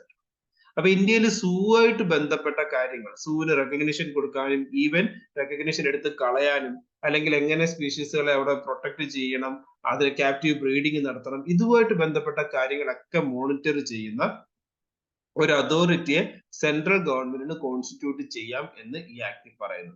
അപ്പൊ അത് പ്രകാരമാണ് central zoo authority വരുന്നത്. അവർക്ക് അവരുടെ expense meet ചെയ്യാനായിട്ട് അവരുടേതായിട്ടുള്ള ഫണ്ടും കാര്യങ്ങളും ഒക്കെ ഉണ്ട്. അവർ ഓരോ വർഷം ചെയ്യുന്ന കാര്യങ്ങളുമായിട്ട് ബന്ധപ്പെട്ട റിപ്പോർട്ട് സെൻട്രൽ ഗവൺമെന്റ് നൽകും. അവരത് പാർലമെന്റിൽ വെച്ചതിന് ശേഷം ഡിസ്കഷൻസ് നടത്തും. അപ്പം ഏതെങ്കിലും ഒരു ആനിമലിനെ ഒരു സൂവിൽ നിന്ന് മാറ്റണമെങ്കിലോ ട്രാൻസ്ഫർ ചെയ്യണമെങ്കിലോ ഒക്കെ ആരുടെ അനുമതി വേണം? സെൻട്രൽ സൂ അതോറിറ്റിയുടെ അനുമതി വേണം. ഓക്കെ, അപ്പം നമുക്ക് വൈൽഡ് ലൈഫ് പ്രൊട്ടക്ഷൻ ആക്ട് പ്രകാരം പറയാവുന്ന അടുത്ത ഒരു സ്റ്റാറ്റ്യൂട്ടറി ബോഡിയാണ് സെൻട്രൽ സൂ അതോറിറ്റി. ഇനി നമ്മൾ പഠിക്കാൻ പോകുന്നത് നാഷണൽ ടൈഗർ കൺസർവേഷൻ അതോറിറ്റി അഥവാ NTCA പറ്റിയിട്ടാണ്. അപ്പൊ എന്താണ് ഈ ആക്ടിൽ പറയുന്നത്? Central government shall constitute NTCA അഥവാ നാഷണൽ ടൈഗർ കൺസർവേഷൻ അതോറിറ്റി വിത്ത് MOEFCC മിനിസ്റ്റർ ആസ് ചെയർപേഴ്സൺ. അപ്പൊ അത് വളരെ ഇമ്പോർട്ടന്റ് ആണ്. നാഷണൽ ടൈഗർ കൺസർവേഷൻ അതോറിറ്റി അത് നമുക്ക് മനസ്സിലാവും ആ പേരിൽ നിന്ന് തന്നെ ടൈഗറിനെ കൺസർവ് ചെയ്യാൻ വേണ്ടി. നമുക്കറിയാം ടൈഗർ എന്ന് പറയുന്ന ഒരു എൻഡേഞ്ചേർഡ് സ്പീഷീസ് ആണ്. അത് മാത്രമല്ല നമ്മുടെ റോയൽ ബംഗാൾ ടൈഗർ എന്ന് പറയുന്നത് നാഷണൽ ആനിമൽ കൂടാണ് അല്ലെ. അപ്പൊ ഇത്തരത്തിൽ ടൈഗറിനെ കൺസർവ് ചെയ്യാൻ വേണ്ടിയിട്ട് ഒരു എക്സ്ക്ലൂസീവ് ആയിട്ട് ഒരു അതോറിറ്റി കോൺസ്റ്റിറ്റ്യൂട്ട് ചെയ്യണമെന്ന് WPA പറയുന്നുണ്ട്. അത് മാത്രമല്ല അതിന്റെ ചെയർപേഴ്സൺ എന്ന് പറഞ്ഞാൽ ആരായിരിക്കണം? നമ്മുടെ കേന്ദ്ര മിനിസ്ട്രിയുടെ കൺസേൺ മിനിസ്റ്റർ, MOEFCC അല്ലെങ്കിൽ ministry of environment forest and climate ചേഞ്ചിന്റെ മിനിസ്റ്റർ ആയിരിക്കണം എന്ന് പറയുന്നുണ്ട്. ഇവരെന്താണ് ചെയ്യേണ്ടത്? ഓരോ സംസ്ഥാന സർക്കാരുകളും ടൈഗർ കൺസർവേഷനുമായിട്ട് ബന്ധപ്പെട്ട് എന്തൊക്കെ പ്ലാൻ പ്രിപ്പയർ ചെയ്യുന്നു ആ പ്ലാൻ അപ്രൂവ് ചെയ്യുകയും ടൈഗർ കൺസർവേഷന് വേണ്ടിയിട്ടുള്ള എഫേർട്സ് പ്രൊമോട്ട് ചെയ്യുകയും ചെയ്യാൻ വേണ്ടിയിട്ടാണ് NTCA ഉള്ളത്. അവരാണ് ടൈഗർ എസ്റ്റിമേഷനും കാര്യങ്ങളൊക്കെ നടത്തുന്നത്, എങ്ങനെ കൺസർവ് ചെയ്യാം അതുമായിട്ട് ബന്ധപ്പെട്ട റിസർച്ചും കാര്യങ്ങളൊക്കെ നടത്തുന്നതും ടൈഗർ റിസർവ്സ് മോണിറ്റർ ചെയ്യുന്നതും ഒക്കെ NTCA ആണ്. ഓക്കെ, NTCA ആയിട്ട് ബന്ധപ്പെട്ട് നമ്മൾ മനസ്സിലാക്കേണ്ടത് 1973 ഗവൺമെന്റ് പ്രോജക്ട് ടൈഗർ എന്ന് പറയുന്ന ഒരു പദ്ധതി ആരംഭിക്കുന്നത്. ഓക്കെ, ഇത്തരത്തിൽ ടൈഗർ റിസർവ്സിലൂടെ എങ്ങനെ നമുക്ക് ടൈഗറിനെ പ്രൊട്ടക്ട് ചെയ്യാം അതുമായിട്ട് ബന്ധപ്പെട്ട് ഇപ്പം ഇത് വളരെ സക്സസ്ഫുൾ ആയിട്ടുള്ള ഒരു പദ്ധതി കൂടാണ് കേന്ദ്ര ഗവൺമെന്റ്. കാര്യം ഇപ്പൊ റീസെന്റ് ആയിട്ട് നടന്ന സെൻസസിൽ ടൈഗർ പോപ്പുലേഷൻ കൂടിയിട്ടുണ്ട്. ഇന്ത്യയിൽ നിലവിൽ 54 ടൈഗർ റിസർവ്സ് ഉണ്ട്. ഇന്ത്യയിൽ മൊത്തത്തിൽ എടുക്കുകയാണെങ്കിൽ ഈ പ്രൊട്ടക്റ്റഡ് ഏരിയയിൽ 100-ൽ കൂടുതൽ നാഷണൽ പാർക്കുകൾ നമുക്കുണ്ട്, 500-ൽ കൂടുതൽ വൈൽഡ് ലൈഫ് സാങ്ച്വറീസ് ഉണ്ട്, നിലവിൽ 54 ടൈഗർ റിസർവ്സ്. അപ്പൊ ഈ ഓരോ ടൈഗർ റിസർവും നമുക്ക് എക്സാം പോയിന്റ് ഓഫ് ഇമ്പോർട്ടന്റ് ആണ്. അപ്പൊ നിങ്ങൾക്ക് മൂന്നാമത്തെ ടാസ്ക്, അടുത്ത ടാസ്ക് എന്ന് പറയുന്നത് കേരളത്തിൽ എത്ര ടൈഗർ റിസർവ്സ് ഉണ്ട് എന്നുള്ളത് നോക്കിയിട്ട് വരണം എന്നുള്ളതാണ്. ഇതെല്ലാം ഒരു ഒറ്റ വെബ്സൈറ്റിൽ തന്നെ കേരള ഫോറസ്റ്റ് ആൻഡ് വൈൽഡ് ലൈഫിന്റെ വെബ്സൈറ്റിൽ നിങ്ങൾക്ക് കയറിയാൽ കാണാൻ സാധിക്കും. ഓക്കെ, അപ്പം ടൈഗർ റിസർവ് ഇത്തരത്തിൽ നാഷണൽ ടൈഗർ കൺസർവേഷൻ അതോറിറ്റിയാണ് മോണിറ്റർ ചെയ്യുന്നത്. പിന്നെ അത് മാത്രമല്ല സ്റ്റേറ്റുകൾ എന്ത് ചെയ്യണം? ഈ ആക്ടിന്റെ അകത്ത് പറയുന്നുണ്ട് സ്റ്റിയറിംഗ് കമ്മിറ്റി എന്ന് പറയുന്ന ഒരു കമ്മിറ്റിയും കൂടെ ടൈഗറിനെ സംരക്ഷിക്കാൻ വേണ്ടിയിട്ട് കോൺസ്റ്റിറ്റ്യൂട്ട് ചെയ്യണം സംസ്ഥാന ചീഫ് മിനിസ്റ്റർ, മുഖ്യമന്ത്രിയുടെ നേതൃത്വത്തിൽ. ഓക്കെ, അപ്പൊ അതും ഈ ആക്ടിന്റെ അകത്ത് പറയുന്നു. ഓക്കെ, പ്രോജക്ട് ടൈഗറും ഇതിനു വേണ്ടിയിട്ടുള്ള പദ്ധതിയാണ്. അത് അഡ്മിനിസ്റ്റർ ചെയ്യുന്ന ആരാണ്? NTC. അപ്പൊ നമ്മൾ national board for wild life പഠിച്ചു, സെൻട്രൽ സൂ അതോറിറ്റി പഠിച്ചു. അടുത്തൊരു സ്റ്റാറ്റ്യൂട്ടറി ബോഡി എന്ന് പറയുന്നത് നാഷണൽ ടൈഗർ കൺസർവേഷൻ അതോറിറ്റിയാണ്. ഇവരെല്ലാം ഏത് ആക്ട് പ്രകാരമാണ് വന്നിട്ടുള്ളത്? Wild life protection act 1972. Okay, ഇനി അടുത്ത നമുക്ക് പഠിക്കാനുള്ളത് പ്രൊട്ടക്റ്റഡ് ഏരിയ ടൈഗർ റിസർവ് ആണ്. അപ്പൊ അതും വൈൽഡ് ലൈഫ് പ്രൊട്ടക്ഷൻ ആക്ട് പ്രകാരമാണ് വന്നിട്ടുള്ളത്. അപ്പൊ എന്താണ് WPA പറയുന്നത്? സംസ്ഥാന സർക്കാരുകൾക്ക് ഓക്കെ NTCA അനുമതിയോട് കൂടി എന്ത് ചെയ്യാം? ടൈഗർ റിസർവ് പ്രഖ്യാപിക്കാം. ഒരു അതിന്റെ മാനേജ്മെന്റിന് വേണ്ടിയിട്ട് ടൈഗർ കൺസർവേഷൻ പ്ലാനും ഒക്കെ കൊണ്ടുവരാം എന്നുള്ളത് വൈൽഡ് ലൈഫ് പ്രൊട്ടക്ഷൻ ആക്ടിനകത്ത് പറയുന്നു. ഓക്കെ, കൃത്യമായിട്ടുള്ള ശാസ്ത്രീയമായ പഠനങ്ങളുടെ അടിസ്ഥാനത്തിലായിരിക്കും ടൈഗറിനെ സംരക്ഷിക്കാൻ വേണ്ടി ഇത്തരത്തിലുള്ള ടൈഗർ റിസർവ് സംസ്ഥാന സർക്കാരുകൾ റെക്കമെൻഡ് ചെയ്യണം. അതേപോലെ തന്നെ ഗ്രാമസഭകളോടും ഷെഡ്യൂൾഡ് ട്രൈബൽ ആൾക്കാരുണ്ട് ഈ വനമേഖലകളിലൊക്കെ താമസിക്കുന്ന, അപ്പൊ അവരുടെ അടുത്തും ഒക്കെ കൃത്യമായി കൺസൾട്ട് ചെയ്തതിന് ശേഷം അവരുടെ ലൈവ്ലിഹുഡിനെയൊക്കെ അഫക്ട് ചെയ്യാത്ത രീതിയിലൊക്കെ വേണം ഈ പറയുന്ന ടൈഗർ റിസർവ് പ്രഖ്യാപിക്കാൻ. അഥവാ അവരെ റീഹാബിലിറ്റേറ്റ് ചെയ്യേണ്ടി വരികയാണെങ്കിൽ അതിനനുസരിച്ച് വേറെ ഫോറസ്റ്റ് റൈറ്റ്സ് ആക്ട് പ്രകാരം അവരുടെ റൈറ്റ്സ് ഒക്കെ എൻഷുർ ചെയ്തിട്ട് വേണം നമ്മൾ ടൈഗർ റിസർവ് പ്രഖ്യാപിക്കാൻ. വൺസ് പ്രഖ്യാപിച്ചു കഴിഞ്ഞാൽ ഇതിന്റെ അഗെയിൻ എന്താണ്? നാഷണൽ ബോർഡ് ഫോർ വൈൽഡ് ലൈഫിന്റെ മാത്രമല്ല ടൈഗർ റിസർവ് ആയതുകൊണ്ട് NTCA കൂടെ അനുമതി ഉണ്ടെങ്കിൽ മാത്രമേ ഇതിന്റെ ബൗണ്ടറീസോ അല്ലെങ്കിൽ എന്തെങ്കിലും ചേഞ്ചസ് ടൈഗർ റിസർവിൽ വരുത്താൻ പറ്റും. ഇപ്പൊ national board for wild life common ആണ്. ഏത് പ്രൊട്ടക്റ്റഡ് ഏരിയ വൺസ് പ്രഖ്യാപിച്ചു കഴിഞ്ഞതിന് ശേഷം അതിൽ ചേഞ്ച് വരുത്തണമെന്നുണ്ടെങ്കിൽ അവരുടെ അനുമതി വേണം. ഓക്കെ, ഇനി അതേപോലെ തന്നെ പ്രഖ്യാപിക്കാം എന്നുള്ളതല്ലാതെ ടൈഗർ റിസർവ് ഡീനോട്ടിഫൈ ചെയ്യാൻ സംസ്ഥാന സർക്കാരുകൾക്ക് എന്തില്ല? അവകാശമില്ല. ഓക്കെ, അല്ലെങ്കിൽ എക്സെപ്ഷണൽ കേസിൽ അത് NTCA അല്ലെങ്കിൽ national board for wild life തീരുമാനിക്കും. ഓക്കെ, അപ്പൊ ഇങ്ങനെയാണ് ടൈഗർ കാണുന്ന സ്ഥലങ്ങളിൽ ടൈഗർ റിസർവ് പ്രഖ്യാപിക്കുന്നത് അല്ലെങ്കിൽ അതുമായിട്ട് ബന്ധപ്പെട്ട കൺസർവേഷൻ കാര്യങ്ങൾ നടക്കുന്നത്. ഇനി അടുത്ത നമുക്ക് പറയാനുള്ള ഒരു സ്റ്റാറ്റ്യൂട്ടറി ബോഡി എന്ന് പറയുന്നത് wild life crime control bureau. Okay, വളരെ ഇമ്പോർട്ടന്റ് ആയിട്ടുള്ള ഒരു സ്റ്റാറ്റ്യൂട്ടറി ബോഡിയാണ്. അപ്പം ഇതും വന്നിട്ടുള്ളത്, ഈ ഒരു ബോഡി വന്നിട്ടുള്ളത് ഏത് ആക്ട് പ്രകാരമാണ്? വൈൽഡ് ലൈഫ് പ്രൊട്ടക്ഷൻ ആക്ട് 1972 പ്രകാരമാണ്. അപ്പൊ എന്താണ് ഈ ആക്ടിൽ പറയുന്നത് നമുക്ക് നോക്കാം. Central government may constitute wild life crime control bureau. എന്തിനു വേണ്ടി?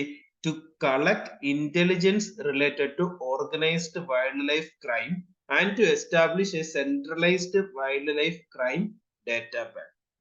ഓക്കെ, അപ്പൊ വൈൽഡ് ലൈഫുമായിട്ട് ബന്ധപ്പെട്ട് നിങ്ങൾ പലപ്പോഴും പത്രത്തിൽ വായിക്കാറുണ്ടല്ലേ, നക്ഷത്ര ആമകളെ പറ്റിയിട്ടും അല്ലെങ്കിൽ മറ്റ് എക്സോട്ടിക് ആയിട്ടുള്ള സ്പീഷീസിലൊക്കെ ഇല്ലീഗലായിട്ട് കടത്തിയത് പിടിച്ചു.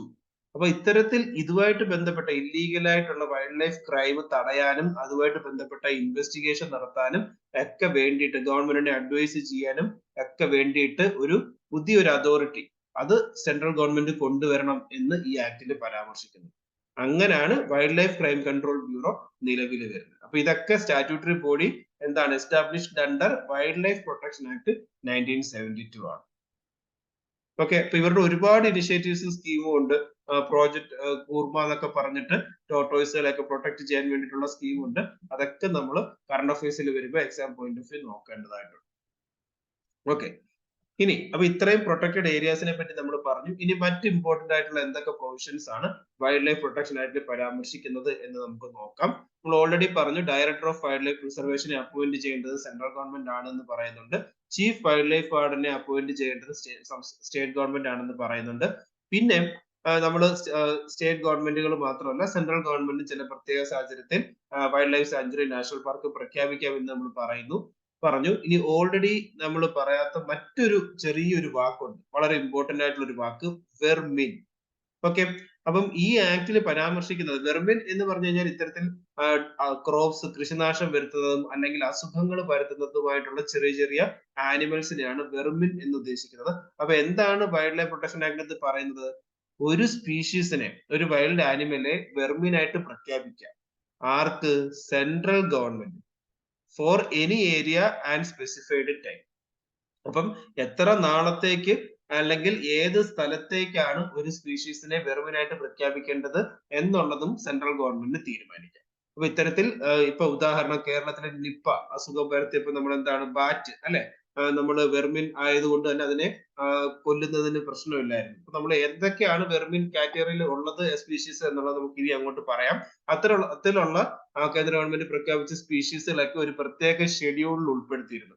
അതാണ് 5ാമത്തെ ഷെഡ്യൂൾ. നമ്മൾ ഷെഡ്യൂളുകളെ പറ്റി ഇനി അങ്ങോട്ട് പറയും, അന്നേരം നമുക്ക് കാണാം. പക്ഷെ ഇപ്പം എന്താണ് വെർമിൻ എന്നുള്ളത് മനസ്സിലാക്കുക. വെർമിൻ എന്ന് പറയുന്നത് ഇത്തരത്തിൽ ഡിസീസ് ഉണ്ടാക്കാൻ സാധ്യതയുള്ള അല്ലെങ്കിൽ ക്രോപ്സിനെ ഡിസ്ട്രോയ് ചെയ്യുന്ന ചെറിയ വൈൽഡ് ആനിമൽസിനെയാണ് വെർമിൻ എന്ന് പറയുന്നത്. അത് ആർക്ക് പ്രഖ്യാപിക്കാം എന്നാണ് ഈ ആക്ട് പറയുന്നത്?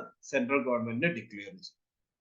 ഓക്കെ, പിന്നെ ഇത് കൂടാതെ പറയുന്നത് എന്താണ്? Chief wild life warden if he is satisfied that any wild animal in Schedule 1 has become dangerous to human life or is diseased beyond recovery or cannot be captured, then he or she can permit any person to hunt such animal.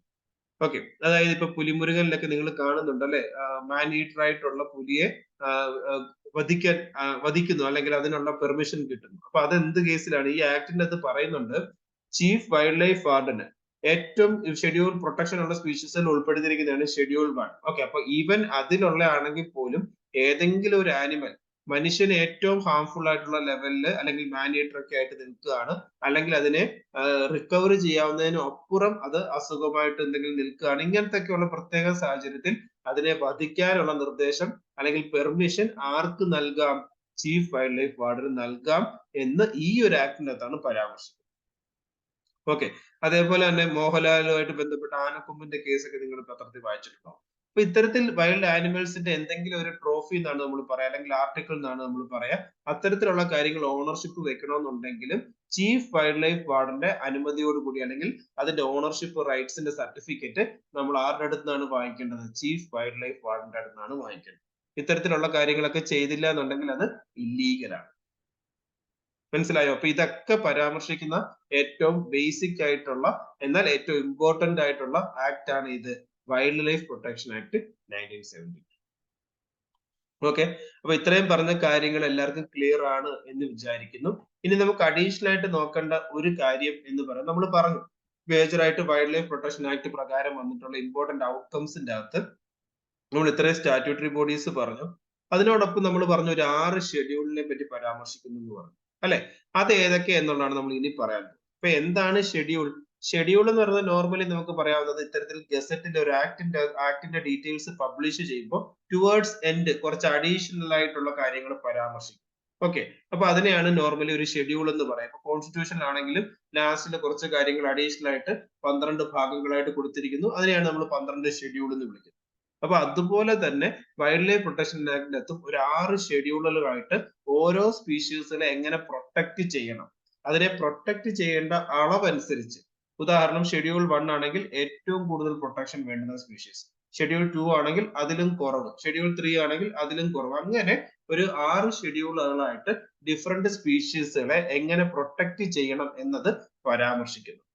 Okay, അപ്പൊ അതില് ഞാൻ already പറഞ്ഞു schedule 1, 2, 3, 4, 5, 6 6 ഷെഡ്യൂളുകൾ ഉണ്ട് wild life protection act 1972 പ്രകാരം. അപ്പൊ ഇതില് schedule 1 എന്ന് പറയുന്നതാണ് endangered species that need rigorous protection, ഏറ്റവും കൂടുതൽ പ്രൊട്ടക്ഷൻ വേണ്ടുന്ന സ്പീഷീസുകൾ. ഉദാഹരണം ചീറ്റ, അല്ലെങ്കിൽ എലിഫന്റ്, ലയൺ, ടൈഗർ, ഇങ്ങനത്തെ ഉള്ള ഇമ്പോർട്ടന്റ് ആയിട്ടുള്ള സ്പീഷീസുകളെയൊക്കെ ഏറ്റവും കൂടുതൽ പ്രൊട്ടക്ഷൻ വേണ്ടുന്ന സ്പീഷീസുകളൊക്കെ ഉൾപ്പെടുത്തിയിരിക്കുന്നതാണ് ഷെഡ്യൂൾ 1. അവിടുന്ന് നമ്മൾ മറ്റ് ഷെഡ്യൂളുകളിലേക്ക് പോകുമ്പോൾ തന്നെ ഈ പ്രൊട്ടക്ഷന്റെ റേറ്റ് എന്ത് ചെയ്യുന്നുണ്ട്? കുറഞ്ഞു കുറഞ്ഞു വരുന്നുണ്ട്. ഓക്കെ, ഇത്തരത്തിൽ അടുത്ത ഷെഡ്യൂൾ 2 ഹയർ പ്രൊട്ടക്ഷൻ വേണം, അവയുടെ ട്രേഡുമായിട്ട് ബന്ധപ്പെട്ട് കാര്യങ്ങളിലൊക്കെ റെസ്ട്രിക്ഷൻസ് ഉണ്ട്. അത്തരത്തിൽ വരുന്ന കുറച്ച് സ്പീഷീസുകൾ ജക്കാൽ, കിങ് കോബ്ര, അതിനെയൊക്കെയാണ് ഷെഡ്യൂൾ 2-ൽ ഉൾപ്പെടുത്തിയിരിക്കുന്നത്. ഷെഡ്യൂൾ 3-യും ഷെഡ്യൂൾ 4-ഉം എന്ന് പറയുന്നത് എൻഡേഞ്ചേർഡ് ആയിട്ടുള്ള സ്പീഷീസ് അല്ല. ഈ എൻഡേഞ്ചേർഡ്, ക്രിട്ടിക്കലി എൻഡേഞ്ചേർഡ്, വൾണറബിൾ, ഇതൊക്കെ IUCN international union for conservation of nature നൽകുന്ന സ്പീഷീസിന്റെ ത്രെറ്റനിങ്ങിനനുസരിച്ചുള്ള ക്ലാസിഫിക്കേഷൻ. അത് നമുക്ക് പിന്നീട് കൺവെൻഷൻ പഠിക്കുമ്പോൾ IUCN ഡീറ്റെയിൽ ആയിട്ട് നമ്മൾ പഠിക്കും. ആ സമയത്ത് നമുക്ക് ഈ ക്ലാസിഫിക്കേഷനെ പറ്റി പഠിക്കാം. ഓക്കെ, അപ്പൊ ഇത്തരത്തിൽ എൻഡേഞ്ചേർഡ് അല്ലാത്ത എന്നാൽ ഈ പ്രൊട്ടക്ഷൻ ആവശ്യമുള്ള ചില സ്പീഷീസുകളെയാണ് ഷെഡ്യൂൾ 3-ലും ഷെഡ്യൂൾ 4-ലും ഉൾപ്പെടുത്തിയിരിക്കുന്നത്. അപ്പം ഇത്തരത്തിൽ 4 ഷെഡ്യൂളുകൾ. ഓക്കെ, ഷെഡ്യൂൾ 1, 2, 3, 4 എന്ന് പറയുന്നത് എന്താണ്? ബേസിക്കലി ഈ ഷെഡ്യൂൾ 5 എന്ന് പറയുന്നത് വെർബിനാണ്, അല്ലാതെ ആനിമൽസുമായിട്ട് ബന്ധപ്പെട്ടാണ് നമുക്ക് ഈ ഒരു 4 ഷെഡ്യൂളുകൾ. പിന്നെ 5ാമത്തെ ഷെഡ്യൂൾ വെർബിനും കൂടെ വരുമ്പം 5 ഷെഡ്യൂൾ എന്ന് പറയുന്ന ആനിമൽസുമായിട്ട് ബന്ധപ്പെട്ടും 6ാമത്തെ ഷെഡ്യൂൾ എന്ന് പറയുന്നത് പ്ലാന്റ്സുമായിട്ട് ബന്ധപ്പെട്ടാണ് വരുന്നത്. ഓക്കെ, അപ്പൊ ഇതില് ഇത്തരത്തിൽ ഓരോ ഷെഡ്യൂളിലും വരുന്ന സ്പീഷീസുകളെ പറ്റി നിങ്ങൾ ഡീറ്റെയിൽ ആയിട്ട് പഠിക്കേണ്ട കാര്യമില്ല. കാര്യം ഈ അടുത്തിടയ്ക്ക് എന്താണ് ഈ ഒരു ആക്ടിനകത്ത് അമെന്റ്മെന്റ് വന്നു. അമെന്റ്മെന്റ് വന്നപ്പം ഈ ഷെഡ്യൂളുകളിൽ കാര്യമായിട്ടുള്ള വ്യത്യാസം വന്നിട്ടുണ്ട്. അത് നമുക്ക് ഇനി അങ്ങോട്ട് വരുമ്പോൾ പറയാം. ഓക്കെ, അപ്പൊ അതുകൊണ്ടാണ് ഡീറ്റെയിൽ ആയിട്ട് ഞാൻ ഈ സ്പീഷീസുകൾ ഓരോന്നും ഏത് ഷെഡ്യൂളിലാണ് വരുന്നത് എന്ന് പറയാഞ്ഞത്. അപ്പൊ ഇത്തരത്തിൽ ഷെഡ്യൂൾ 4, 3-യും 4-ഉം എന്ന് പറഞ്ഞു കഴിഞ്ഞാൽ 2-നെക്കാട്ടിലും കുറച്ചും കൂടെ പ്രൊട്ടക്ഷൻ കുറവുള്ള, അല്ലെങ്കിൽ അതിനെ അത്തരത്തിലുള്ള സ്പീഷീസിനെ കൊന്നു കഴിഞ്ഞാൽ ശിക്ഷ കുറവുള്ള ഷെഡ്യൂളുകളാണ് 3-യും 4-ഉം. അതിനുശേഷം ഷെഡ്യൂൾ 5. ഷെഡ്യൂൾ 5 എന്ന് പറയുന്നത് നമ്മൾ ഓൾറെഡി പറഞ്ഞു, വെർമിൻ അല്ലെ, അസുഖം ഉണ്ടാക്കാവുന്ന അല്ലെങ്കിൽ കൃഷിനാശം സംഭവിക്കുന്ന കാരണമാകുന്ന ചെറിയ സ്പീഷീസുകളെ, നിലവിൽ 4 സ്പീഷീസുകളാണ് ഈ 5ാമത്തെ ഷെഡ്യൂളിൽ വെർമിൻ കാറ്റഗറിയിൽ ഉൾപ്പെടുത്തിയിരുന്നത്. Common crow, okay, fruit bat, mice and rats. Okay, ഇത്രയും 4 സ്പീഷീസുകളെ നമുക്ക് കൊന്നു കഴിഞ്ഞാൽ ശിക്ഷയില്ല. അത്തരത്തിൽ നമുക്ക് കൊല്ലാൻ സാധിക്കുന്ന അല്ലെങ്കിൽ ഹണ്ട് ചെയ്യാൻ സാധിക്കുന്ന ചില 4 സ്പീഷീസുകളെയാണ് ഈ വെർമിൻ എന്ന ഒരു കേന്ദ്ര ഗവൺമെന്റിന്റെ നിർദ്ദേശം അനുസരിച്ച് വെർമിൻ എന്ന് പ്രഖ്യാപിച്ചിരിക്കുന്ന ഒരു 4 സ്പീഷീസുകളെയാണ് 5ാമത്തെ ഷെഡ്യൂളിൽ ഉൾപ്പെടുത്തിയിരുന്നത്. ഓക്കെ, അപ്പൊ ഇത്തരത്തിൽ ഈ ഒരു കാര്യം കണ്ടപ്പോൾ തന്നെ നിങ്ങൾക്ക് മനസ്സിലായി കാണും, കൃത്യമായിട്ടുള്ള സയന്റിഫിക് അനാലിസിസ് പ്രകാരം ഒന്നുമല്ല ഈ ഒരു 4-5 ഷെഡ്യൂൾ ആനിമൽസിന് വേണ്ടി മാറ്റി വെച്ചിരിക്കുന്നത്. കൃത്യമായിട്ട് നമുക്ക് എന്ത് അടിസ്ഥാനത്തിലാണ് ചില സ്പീഷീസുകളെ ഈ ഷെഡ്യൂൾ ഉൾപ്പെടുത്തിയിരിക്കുന്നത് എന്നൊന്ന് മനസ്സിലാക്കാൻ ബുദ്ധിമുട്ടാണ്. ഓക്കെ, പക്ഷെ ഓർക്കാൻ എളുപ്പം എന്ന് വെച്ചാൽ ഏറ്റവും കൂടുതൽ പ്രൊട്ടക്ഷൻ വേണ്ടുന്ന സ്പീഷീസുകളെയൊക്കെ ഒരു ഇത് ഷെഡ്യൂൾ 1-ലാണ് ഉൾപ്പെടുത്തിയിരിക്കുന്നത്. പക്ഷെ എന്നിരുന്നാലും ഇതിന്റെ ചില അനോമലി വരുന്ന ഉണ്ട്. ചില സ്പീഷീസുകളൊക്കെ ഷെഡ്യൂൾ 2-ഉം 3-ഉം ഒക്കെ നമ്മൾ കേൾക്കുന്ന കിങ് കോബ്ര ഒക്കെ ഷെഡ്യൂൾ 2-വിലാണ് വരുന്നത്. ചിലപ്പോൾ നമ്മൾ വിചാരിക്കും അത് ഷെഡ്യൂൾ 1-ലായിരിക്കും. അങ്ങനെ ചില അനോമലി വരുന്നുണ്ട്. പക്ഷെ ഇതൊന്നും കൃത്യമായിട്ടുള്ള ഒരു സയന്റിഫിക് ബേസിസിലല്ല. അപ്പൊ അതുകൊണ്ടാണ് ഈ അടുത്തിടയ്ക്ക് എന്ത് ചെയ്തത്, ഗവൺമെന്റ് ഈ വൈൽഡ് ലൈഫ് പ്രൊട്ടക്ഷൻ ആക്ടിനെ അമെൻഡ് ചെയ്തു. ഈ 6ാമത്തെ ഷെഡ്യൂൾ എന്ന് പറയുന്നത് ചില പ്ലാന്റ്സ് ആയിരുന്നു. ഓക്കെ, അപ്പൊ അതിന്റെ കൾട്ടിവേഷനും ട്രേഡും കൺസേൺഡ് അതോറിറ്റീസിന്റെ പെർമിഷൻ ഇല്ലാതെ നടത്താൻ പാടില്ല. അപ്പൊ അത്തരത്തിൽ ചില പ്ലാന്റ് സ്പീഷീസുകളെയാണ് 6ാമത്തെ ഷെഡ്യൂൾ ഉൾപ്പെടുത്തിയിരുന്നത്. ഉദാഹരണം ബ്ലൂ വെണ്ട, lady slipper orchid, picture plant etcetera. Okay, ഇത്തരത്തിൽ ഒരു 6 ഷെഡ്യൂളും വൈൽഡ് ലൈഫ് പ്രൊട്ടക്ഷന്റെ ആക്ടിന്റെ ഭാഗമായിരുന്നു 1972. പക്ഷെ ഇതിപ്പം റീസെന്റ് ആയിട്ട് നടന്ന അമെന്റ്മെന്റിൽ ഇതിലെല്ലാം ചേഞ്ച് വന്നിട്ടുണ്ട്. അത് നമുക്ക് ഇനി അങ്ങോട്ട് വരുമ്പോൾ പറയാം. ഓക്കെ, കാര്യം ഇത് പറയാതെ നമുക്ക് ചേഞ്ചിനെ പറ്റി ഡിസ്കസ് ചെയ്യാൻ പറ്റത്തില്ല. അപ്പൊ ആദ്യം നമ്മൾ 72 ആക്ടിന്റെ അകത്ത് എന്താണ് ഉള്ളതെന്ന് പറഞ്ഞാൽ മാത്രമേ പിന്നീട് വന്നിട്ടുള്ള ഭേദഗതിയിലുള്ള കാര്യങ്ങൾ നമുക്ക് ഡിസ്കസ് ചെയ്യാൻ സാധിക്കും. ഓക്കെ, അപ്പൊ ഇത്രയും പറഞ്ഞ കാര്യങ്ങൾ എല്ലാവർക്കും ക്ലിയർ ആണോ? ഓക്കെ, ഇപ്പൊ എല്ലാവർക്കും ഇത്രയും പറഞ്ഞ കാര്യങ്ങൾ ഒരു ഐഡിയ കിട്ടി എന്ന് വിചാരിക്കുന്നു. ഇനി അടുത്ത നമ്മൾ പറയാൻ പോകുന്നത് ഈ 2022 വന്ന അമെന്റ്മെന്റിനെ പറ്റിയിട്ടാണ്. അപ്പൊ 2022 ഈ വൈൽഡ് ലൈഫ് പ്രൊട്ടക്ഷൻ ആക്ടിനകത്ത് എന്ത് വന്നു? അമെന്റ്മെന്റ് വന്നു, അല്ലെങ്കിൽ ചേഞ്ച് വന്നു. ഓക്കെ, അപ്പൊ അത് പ്രധാനമായിട്ടും എങ്ങനെയാണ് ഒരു ആക്ടിനകത്ത് അമെന്റ്മെന്റ് കൊണ്ടുവരുന്നത്? അതിന് ഇപ്പൊ നമുക്ക് അമെന്റ്മെന്റുമായിട്ട് ബന്ധപ്പെട്ട് എന്താണ് എഗെയിൻ ഒരു പുതിയ ബില്ല് അത് കൊണ്ടുവരും. ലോക്സഭയിലും രാജ്യസഭയിലും അത് പാസ്സായതിനു ശേഷം പ്രസിഡന്റ് അസന്റ് കൊടുക്കുമ്പോൾ അത് എന്തായി മാറി? ഓൾറെഡി ഉള്ള ആക്ടിന്റെ അമെന്റ്മെന്റ് ആയിട്ട് മാറി. ഓക്കെ, അത് ഡിഫറെന്റ് ആയിട്ടുള്ള ഇപ്പൊ കോൺസ്റ്റിറ്റ്യൂഷൻ പ്രൊവിഷൻ ഒക്കെ വരുവാണെന്നുണ്ടെങ്കിൽ കോൺസ്റ്റിറ്റ്യൂഷണൽ അമെന്റ്മെന്റ് വരുമ്പോൾ അതിന് കൃത്യമായി ഡിഫറെന്റ് ടൈപ്സ് ഓഫ് ഓരോരോ മെജോറിറ്റി ഉണ്ട് ഓരോ ആക്ടുമായിട്ട് ബന്ധപ്പെട്ട്. അതൊക്കെ നിങ്ങൾ പൊളിറ്റിയിൽ ഡീറ്റെയിൽ ആയിട്ട് പഠിക്കും. അപ്പൊ അത്തരത്തിൽ 2022 വൈൽഡ് ലൈഫ് പ്രൊട്ടക്ഷൻ ആക്ടിന്റെ അകത്ത് ഒരു അമെന്റ്മെന്റ് വന്നു. അപ്പൊ ഇനി നമ്മൾ വൈൽഡ് ലൈഫ് പ്രൊട്ടക്ഷൻ ആക്ട് പഠിക്കുമ്പോൾ ഈ അമെന്റ്മെന്റും കൂടെ വന്ന കാര്യങ്ങൾ വേണം പഠിക്കാൻ. കാര്യം ഓൾറെഡി ഉള്ള ആക്ടിൽ നിന്നും കുറച്ച് കാര്യങ്ങൾ ചേഞ്ച് വന്നിട്ടുണ്ട്. ഓക്കെ, ഇനി എന്തിന് ഈ ഒരു അമെന്റ്മെന്റ് കൊണ്ടുവന്നു? പ്രധാനമായിട്ടും സൈറ്റ്സ്, അതായത് convention on international trade in endangered species of wild ഫോണ ആൻഡ് ഫ്ലോറ. ഇതൊരു ഇന്റർനാഷണൽ കൺവെൻഷൻ ആണ്. ഓക്കെ, വാഷിംഗ്ടൺ കൺവെൻഷൻ എന്നൊക്കെ അറിയപ്പെടുന്ന ഒരു ഇന്റർനാഷണൽ കൺവെൻഷൻ ആണ്. ആ പേര് സൂചിപ്പിക്കുന്നത് പോലെ തന്നെ ഇന്റർനാഷണൽ ട്രേഡ്, എൻഡേഞ്ചേർഡ് ആയിട്ടുള്ള വൈൽഡ് ആനിമൽസിന്റെയും പ്ലാന്റ്സിന്റെയും ഇന്റർനാഷണൽ ട്രേഡ് റെഗുലേറ്റ് ചെയ്യാൻ വേണ്ടിയിട്ടുള്ള ഒരു കൺവെൻഷൻ ഉണ്ട്. അതിനെയാണ് നമ്മൾ സൈറ്റ്സ് എന്ന് പറയാം. അത് ഇനി നമ്മൾ കൺവെൻഷൻസ് പഠിക്കുമ്പോൾ ഡീറ്റെയിൽ ആയിട്ട് പഠിക്കും.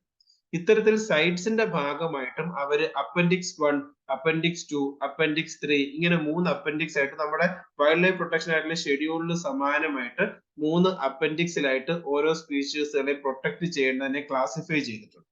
ഓക്കെ, അപ്പൊ ഇന്ത്യ ആണെങ്കിൽ ഈ സൈറ്റ്സ് കൺവെൻഷൻ ഇന്ത്യയും ഭാഗമാണ്. ഇതൊരു ലീഗലി ബൈൻഡിങ് ആയിട്ടുള്ള കൺവെൻഷൻ ആണ്. അതായത് നമ്മൾ നിയമപരമായിട്ട് ഫോളോ ചെയ്യാൻ ബാധ്യസ്ഥരാണ്. അപ്പം ആ സൈറ്റ്സിന്റെ കാര്യങ്ങളും കൂടെ, അല്ലെങ്കിൽ അതിന് നൽകിയിരിക്കുന്ന മാർഗനിർദ്ദേശങ്ങളും കൂടെ ഉൾക്കൊള്ളാൻ വേണ്ടിയിട്ടാണ് നമ്മൾ ഈ 1972 ആക്ടിനെ ഇപ്പൊ ഈ അടുത്തിടയ്ക്ക് എന്ത് ചെയ്തത്? അമെന്റ്മെന്റ് നടത്തിയത്. ഓക്കെ, അപ്പൊ പ്രധാനമായിട്ടും ഗവൺമെന്റ് പറയുന്നത് ഈ ഒരു സൈറ്റ്സിന്റെ കാര്യങ്ങളും കൂടെ, പ്രൊവിഷൻസും കൂടെ ഇൻകൾക്കേറ്റ് ചെയ്യാൻ വേണ്ടിയിട്ടാണ് എന്നുള്ളതാണ്. ഇപ്പൊ സൈറ്റ്സിന്റെ അകത്ത് ബേസിക്കലി ഇത്തരത്തിൽ ഓരോരോ വൈൽഡ് ആനിമൽസിന്റെ ഒക്കെ സ്പെസിമെൻസും അല്ലെങ്കിൽ അതുമായിട്ട് ബന്ധപ്പെട്ട ട്രേഡ് ഒക്കെ റെഗുലേറ്റ് ചെയ്യേണ്ട കാര്യങ്ങൾ പറയുന്നുണ്ട്. അതിന്റെ പ്രൊവിഷൻസും കൂടെ ഈ ആക്ടിനകത്ത് ഉൾപ്പെടുത്തിയിട്ടുണ്ട്. അത് നമുക്ക് ഇനി അങ്ങോട്ട് വരുമ്പോൾ പറയാം എന്തൊക്കെയാണ് ഭേദഗതിയിൽ വന്നിട്ടുള്ള പ്രധാനപ്പെട്ട ചേഞ്ചസ് എന്ന് നമുക്ക് നോക്കാം. അപ്പൊ ആദ്യം തന്നെ ഇവർ എന്ത് ചെയ്തു? ഷെഡ്യൂളുകൾ, നമ്മൾ മുമ്പ് പറഞ്ഞു കൃത്യമായ ശാസ്ത്രീയ അടിത്തറയൊന്നുമില്ല ഒരു 6 ഷെഡ്യൂളുകൾ വന്നത്. പലതും റിപ്പീറ്റേഷൻ ആണ്, അല്ലെ, റിഡൻഡൻസി പോലെയാണ്. കൃത്യമായിട്ട് ഒരു ഐഡിയ നമുക്ക് കിട്ടുന്നില്ല. അപ്പൊ ഈ 6 ഷെഡ്യൂളുകളെ ഈ ഭേദഗതിയിൽ അമെന്റ്മെന്റിൽ എന്ത് ചെയ്തു? 4 ഷെഡ്യൂളുകളായിട്ട് മാറ്റി. ഓക്കെ, ഈ വെർമിൻ സ്പീഷീസിന്റെ ഷെഡ്യൂളുകൾ എടുത്ത് കളഞ്ഞു. അപ്പം മൊത്തത്തിൽ ആനിമൽസുമായിട്ട് ബന്ധപ്പെട്ട് 3 ഷെഡ്യൂളും പ്ലാന്റ്സുമായിട്ട് ബന്ധപ്പെട്ട ഒരു ഷെഡ്യൂൾ, അങ്ങനെ നമുക്ക് മൊത്തത്തിൽ 4 ഷെഡ്യൂളുകൾ എടുത്തു പറഞ്ഞു. ഓക്കെ, അപ്പം removing the schedule for vermin species, inserted a new schedule for specimens listed in appendix 1, 2, 3 under CITES. Okay, അപ്പൊ 4 ഷെഡ്യൂളുകളാണ് നിലവിൽ അല്ലെങ്കിൽ ഇനി തൊട്ട് അങ്ങോട്ട് വാലിഡ് ആയിട്ട് വരിക. ഇതിൽ ആനിമൽസുമായിട്ട് ബന്ധപ്പെട്ട് പിന്നെ 2 ഷെഡ്യൂളും പ്ലാന്റ്സുമായിട്ട് ബന്ധപ്പെട്ട് 3ാമത്തെ ഷെഡ്യൂളും പിന്നെ സൈറ്റ്സിന്റെ അപ്പൻഡിക്സ് 1, 2 and 3 നമ്മൾ പറഞ്ഞു അതും കൂടെ ഉൾക്കൊള്ളിക്കാൻ വേണ്ടിയിട്ടാണ് നമ്മൾ ഭേദഗതി നടത്തിയത്. അപ്പൊ അത്തരത്തിൽ ഒരു ഷെഡ്യൂൾ ഈ സൈറ്റ്സിന്റെ ആയിട്ട് ബന്ധപ്പെട്ട അപ്പൻഡിക്സിലുള്ള സ്പീഷീസുകൾക്ക് വേണ്ടി മാറ്റിവെച്ചു. അപ്പൊ അങ്ങനെ നിലവിൽ 4 ഷെഡ്യൂളുകൾ മാത്രമേ ഉള്ളൂ. അപ്പൊ 6ൽ നിന്ന് 4 ആയിട്ട് മാറി. വെർമിന്റെ ഒക്കെ എന്താണ് ഷെഡ്യൂളുകൾ എടുത്ത് കളഞ്ഞു. അതാണ് മേജർ ആയിട്ടുള്ള ഒരു ചേഞ്ച് എന്ന് പറയുന്നത്. അടുത്ത എന്താണ് വന്നിട്ടുള്ള ഒരു ചേഞ്ച് എന്ന് പറഞ്ഞു കഴിഞ്ഞാൽ amendment direct a management authority to implement the act as well as CITES convention with the aid of scientific authority. അതായത് അടുത്തൊരു മേജർ ചേഞ്ച് എന്ന് പറയുന്നത് additional director general of forest, okay, ഉയർന്ന ഒരു ഉദ്യോഗസ്ഥനാണ്. അദ്ദേഹത്തെ ഈ അമെന്റ്മെന്റുമായിട്ട് ബന്ധപ്പെട്ട കാര്യങ്ങളും സൈറ്റ്സിന്റെ കൺവെൻഷനുമായിട്ട് ബന്ധപ്പെട്ട കാര്യങ്ങളും ഇന്ത്യയിൽ ഇംപ്ലിമെന്റ് ചെയ്യാൻ അഡീഷണൽ ഡയറക്ടർ ജനറൽ ഓഫ് ഫോറസ്റ്റിനെ ഏർപ്പെടുത്തി, അല്ലെങ്കിൽ അദ്ദേഹത്തിനെ ഇംപ്ലിമെന്റ് ചെയ്തു, അദ്ദേഹത്തിനെ എന്താണ് അവരോധിച്ചു എന്നുള്ളൊരു കാര്യം പറയുന്നുണ്ട്. അദ്ദേഹം പ്രവർത്തിക്കുന്നത് ആരുടെ പിന്നെ നിർദ്ദേശങ്ങൾ അല്ലെങ്കിൽ സഹായത്താലായിരിക്കും? ഒരു സയന്റിഫിക് അതോറിറ്റി, ശാസ്ത്രീയമായിട്ട് ഈ കാര്യങ്ങളെ പറ്റി പഠിക്കാൻ അല്ലെങ്കിൽ ഈ ഫീൽഡിൽ എക്സ്പീരിയൻസ് ഉള്ള ഒരു ഇൻസ്റ്റിറ്റ്യൂഷൻ അല്ലെങ്കിൽ സയന്റിഫിക് അതോറിറ്റി ഉണ്ടാകും. ആ അതോറിറ്റി പറയുന്ന നിർദ്ദേശങ്ങൾ അനുസരിച്ച് ആയിരിക്കും ഈ additional director general of forest പ്രവർത്തിക്കുക. ഓക്കെ, അപ്പൊ അദ്ദേഹത്തിന് സൈറ്റ്സ് കൺവെൻഷനുമായിട്ട് ബന്ധപ്പെട്ട കാര്യങ്ങളും വൈൽഡ് ലൈഫ് പ്രൊട്ടക്ഷനുമായിട്ട് ഇപ്പൊ അമെന്റ്മെന്റിൽ വന്ന കാര്യങ്ങളൊക്കെ ഇംപ്ലിമെന്റ് ചെയ്യാനായിട്ട് ഉള്ള അധികാരം എന്ന് പറയുന്നത് ഈ ഒരു മാനേജ്മെന്റ് അതോറിറ്റിക്കായിരിക്കും. അതാണ് അടുത്ത ഇമ്പോർട്ടന്റ് ആയിട്ടുള്ള ഒരു പ്രൊവിഷൻ. ഇനി മൂന്നാമത്തെ ഇമ്പോർട്ടന്റ് ആയിട്ടുള്ള ഒരു ചേഞ്ച് വന്നത് എന്താണ്? Transfer or transport of a captive elephant for a religious or any other purpose by a person having ownership certificate shall be subjected to the terms and conditions prescribed by central government. Okay, ഇനി നമുക്കറിയാം നമ്മുടെ നാട്ടിലൊക്കെ ഉത്സവത്തിനൊക്കെ ആനയൊക്കെ എഴുന്നള്ളിക്കാറുണ്ട് അല്ലെ? അപ്പൊ അത്തരത്തിൽ റിലീജിയസോ അല്ലെങ്കിൽ ഏതൊരു ആക്ടിവിറ്റിക്കാണെങ്കിലും ഈവൻ ഓണർഷിപ്പ് സർട്ടിഫിക്കറ്റ് ഉള്ള ആൾക്കാരാണെങ്കിൽ പോലും എലിഫന്റ് അഗൈൻ ഒരു എൻഡേഞ്ചേർഡ് സ്പീഷീസ് ആണ്.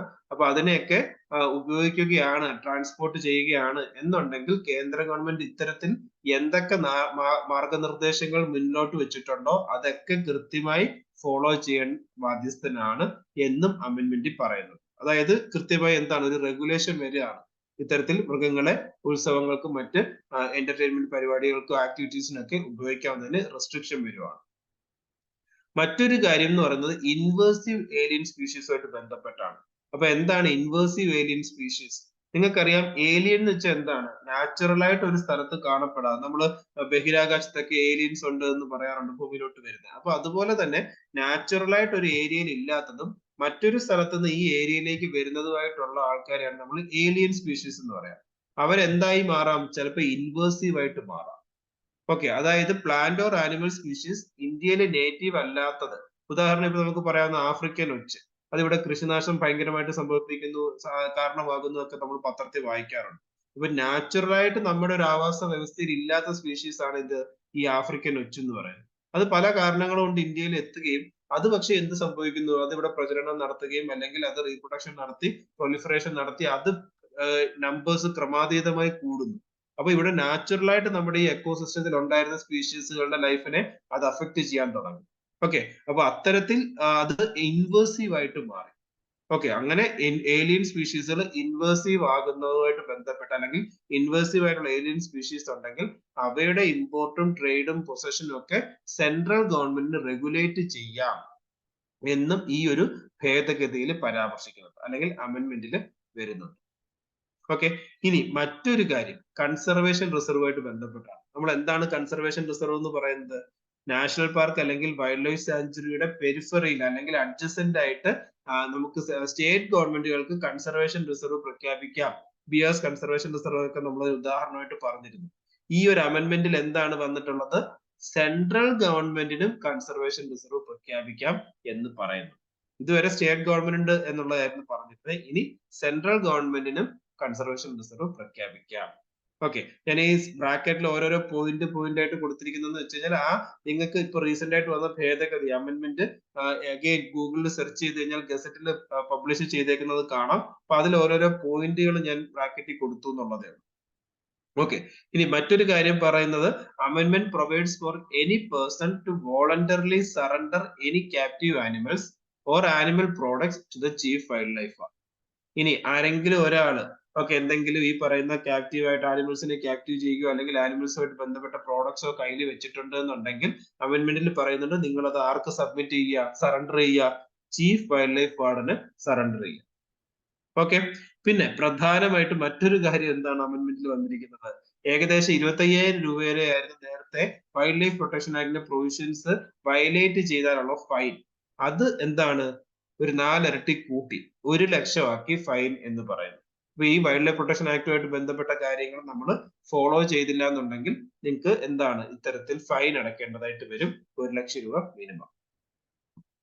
ഓക്കെ, അപ്പൊ ഇതൊക്കെയാണ് വൈൽഡ് ലൈഫ് പ്രൊട്ടക്ഷൻ ആക്ടിനകത്ത് വന്നിട്ടുള്ള പ്രധാനപ്പെട്ട ഭേദഗതികൾ അല്ലെങ്കിൽ അമെന്റ്മെന്റ് എന്ന് നമുക്ക് പറയാം.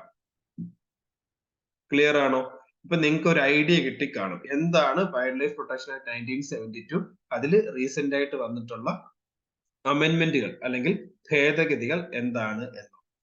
ഓക്കെ, ഞാനപ്പോ കുറച്ച് സ്പീഡിലാണോ പോയത് എന്നുള്ളത് എത്രത്തോളം സ്പീഡാണ് എന്നുള്ളത് എനിക്ക് അറിയില്ല. കാര്യം നമ്മളൊരു ഇന്ററാക്ഷൻ വരാത്തത് കൊണ്ട് അല്ലെങ്കിൽ ഞാൻ കൃത്യമായിട്ട് നിങ്ങളെ കാണുന്നില്ല, ഓൺലൈനും കൂടെ അല്ല. അപ്പൊ ഈ ഒരു രീതിയിൽ പോകുന്നത് കൊണ്ട് അല്പം ഒരു സ്പീഡ് കൂടിയിട്ടുണ്ടോ എന്ന് എനിക്ക് അറിയില്ല. എന്നിരുന്നാലും നിങ്ങൾക്ക് പറഞ്ഞ കാര്യങ്ങൾ ഒരുവിധം നമ്മൾ കുറച്ച് കാര്യങ്ങൾ പലതും ഇതിനകത്ത് റിപ്പീറ്റേഷൻ വരുന്നുണ്ട്. ഓക്കെ, അപ്പൊ അതുകൊണ്ട് നിങ്ങൾക്ക് മൊത്തം കൂടെ ഒന്ന് പറയുമ്പോഴത്തേന് ഒരു കണക്ഷൻ കിട്ടും. ഈ ഫുൾ ആയിട്ടുള്ള ഒരു കണക്ഷൻ നിങ്ങൾക്ക് നമ്മൾ ഒന്നും കൂടെ മൊത്തത്തിൽ പറയുമ്പോഴത്തേന് കിട്ടും. എന്നിരുന്നാലും ബേസിക് ആയിട്ട് എന്താണ് വൈൽഡ് ലൈഫ് പ്രൊട്ടക്ഷൻ ആക്ട്, അതിൽ വന്നിട്ടുള്ള പ്രധാനപ്പെട്ട അതോറിറ്റീസ് അല്ലെങ്കിൽ ബോഡീസ് ഏതൊക്കെയാണ്, അതിന്റെ അമെന്റ്മെന്റിൽ വന്നിട്ടുള്ള ചേഞ്ചസ് എന്തൊക്കെയാണ് എന്നുള്ളത് ബേസിക് ആയിട്ട് നിങ്ങൾക്ക് ഒരു ഐഡിയ കിട്ടി എന്ന് വിശ്വസിക്കുന്നു. ക്ലിയർ ആണോ എല്ലാവർക്കും ഇത്രയും പറഞ്ഞ കാര്യങ്ങൾ? എന്തെങ്കിലും ഡൗട്ട് ഉണ്ടോ നിങ്ങൾക്ക് ആർക്കെങ്കിലും? ഓക്കെ, അപ്പൊ ആ ഡൗട്ടുകൾ നിങ്ങൾ നോക്കി വെക്കുക. നെക്സ്റ്റ് സെഷനിൽ നമുക്ക് ആ ഡൗട്ടുകൾ ക്ലിയർ ചെയ്യാം. ഓക്കെ, അപ്പൊ ഇന്ന് നമ്മൾ പഠിച്ച ഈ ഒരു വൈൽഡ് ലൈഫ് പ്രൊട്ടക്ഷൻ ആക്ടുമായിട്ട് ബന്ധപ്പെട്ട കാര്യങ്ങൾ മൊത്തത്തിൽ ഒന്ന് നമുക്ക് ഓടിച്ച് റിവൈസ് ചെയ്യാം. അതിനുശേഷം നമുക്ക് തൽക്കാലത്തേക്ക് പിരിയാം. ഓക്കെ, ശരി. അപ്പൊ ഞാൻ പറഞ്ഞു വൈൽഡ് ലൈഫ് പ്രൊട്ടക്ഷൻ ആക്ട് എന്ന് പറയുന്നത് എൻവയോൺമെന്റുമായിട്ട് ബന്ധപ്പെട്ട പ്രൊട്ടക്ഷനിൽ ഏറ്റവും ഇമ്പോർട്ടന്റ് ആയിട്ടുള്ള ലെജിസ്ലേഷൻ ആണ്. അപ്പൊ അത് എന്തിന് വന്നു എന്നുള്ളതാണ് നമ്മൾ പറഞ്ഞത്. കോൺസ്റ്റിറ്റ്യൂഷണൽ ബേസിസ് അല്ലെ, കോൺസ്റ്റിറ്റ്യൂഷനിൽ ആർട്ടിക്കിൾ 48A DPSP പരാമർശിക്കുന്നുണ്ട്.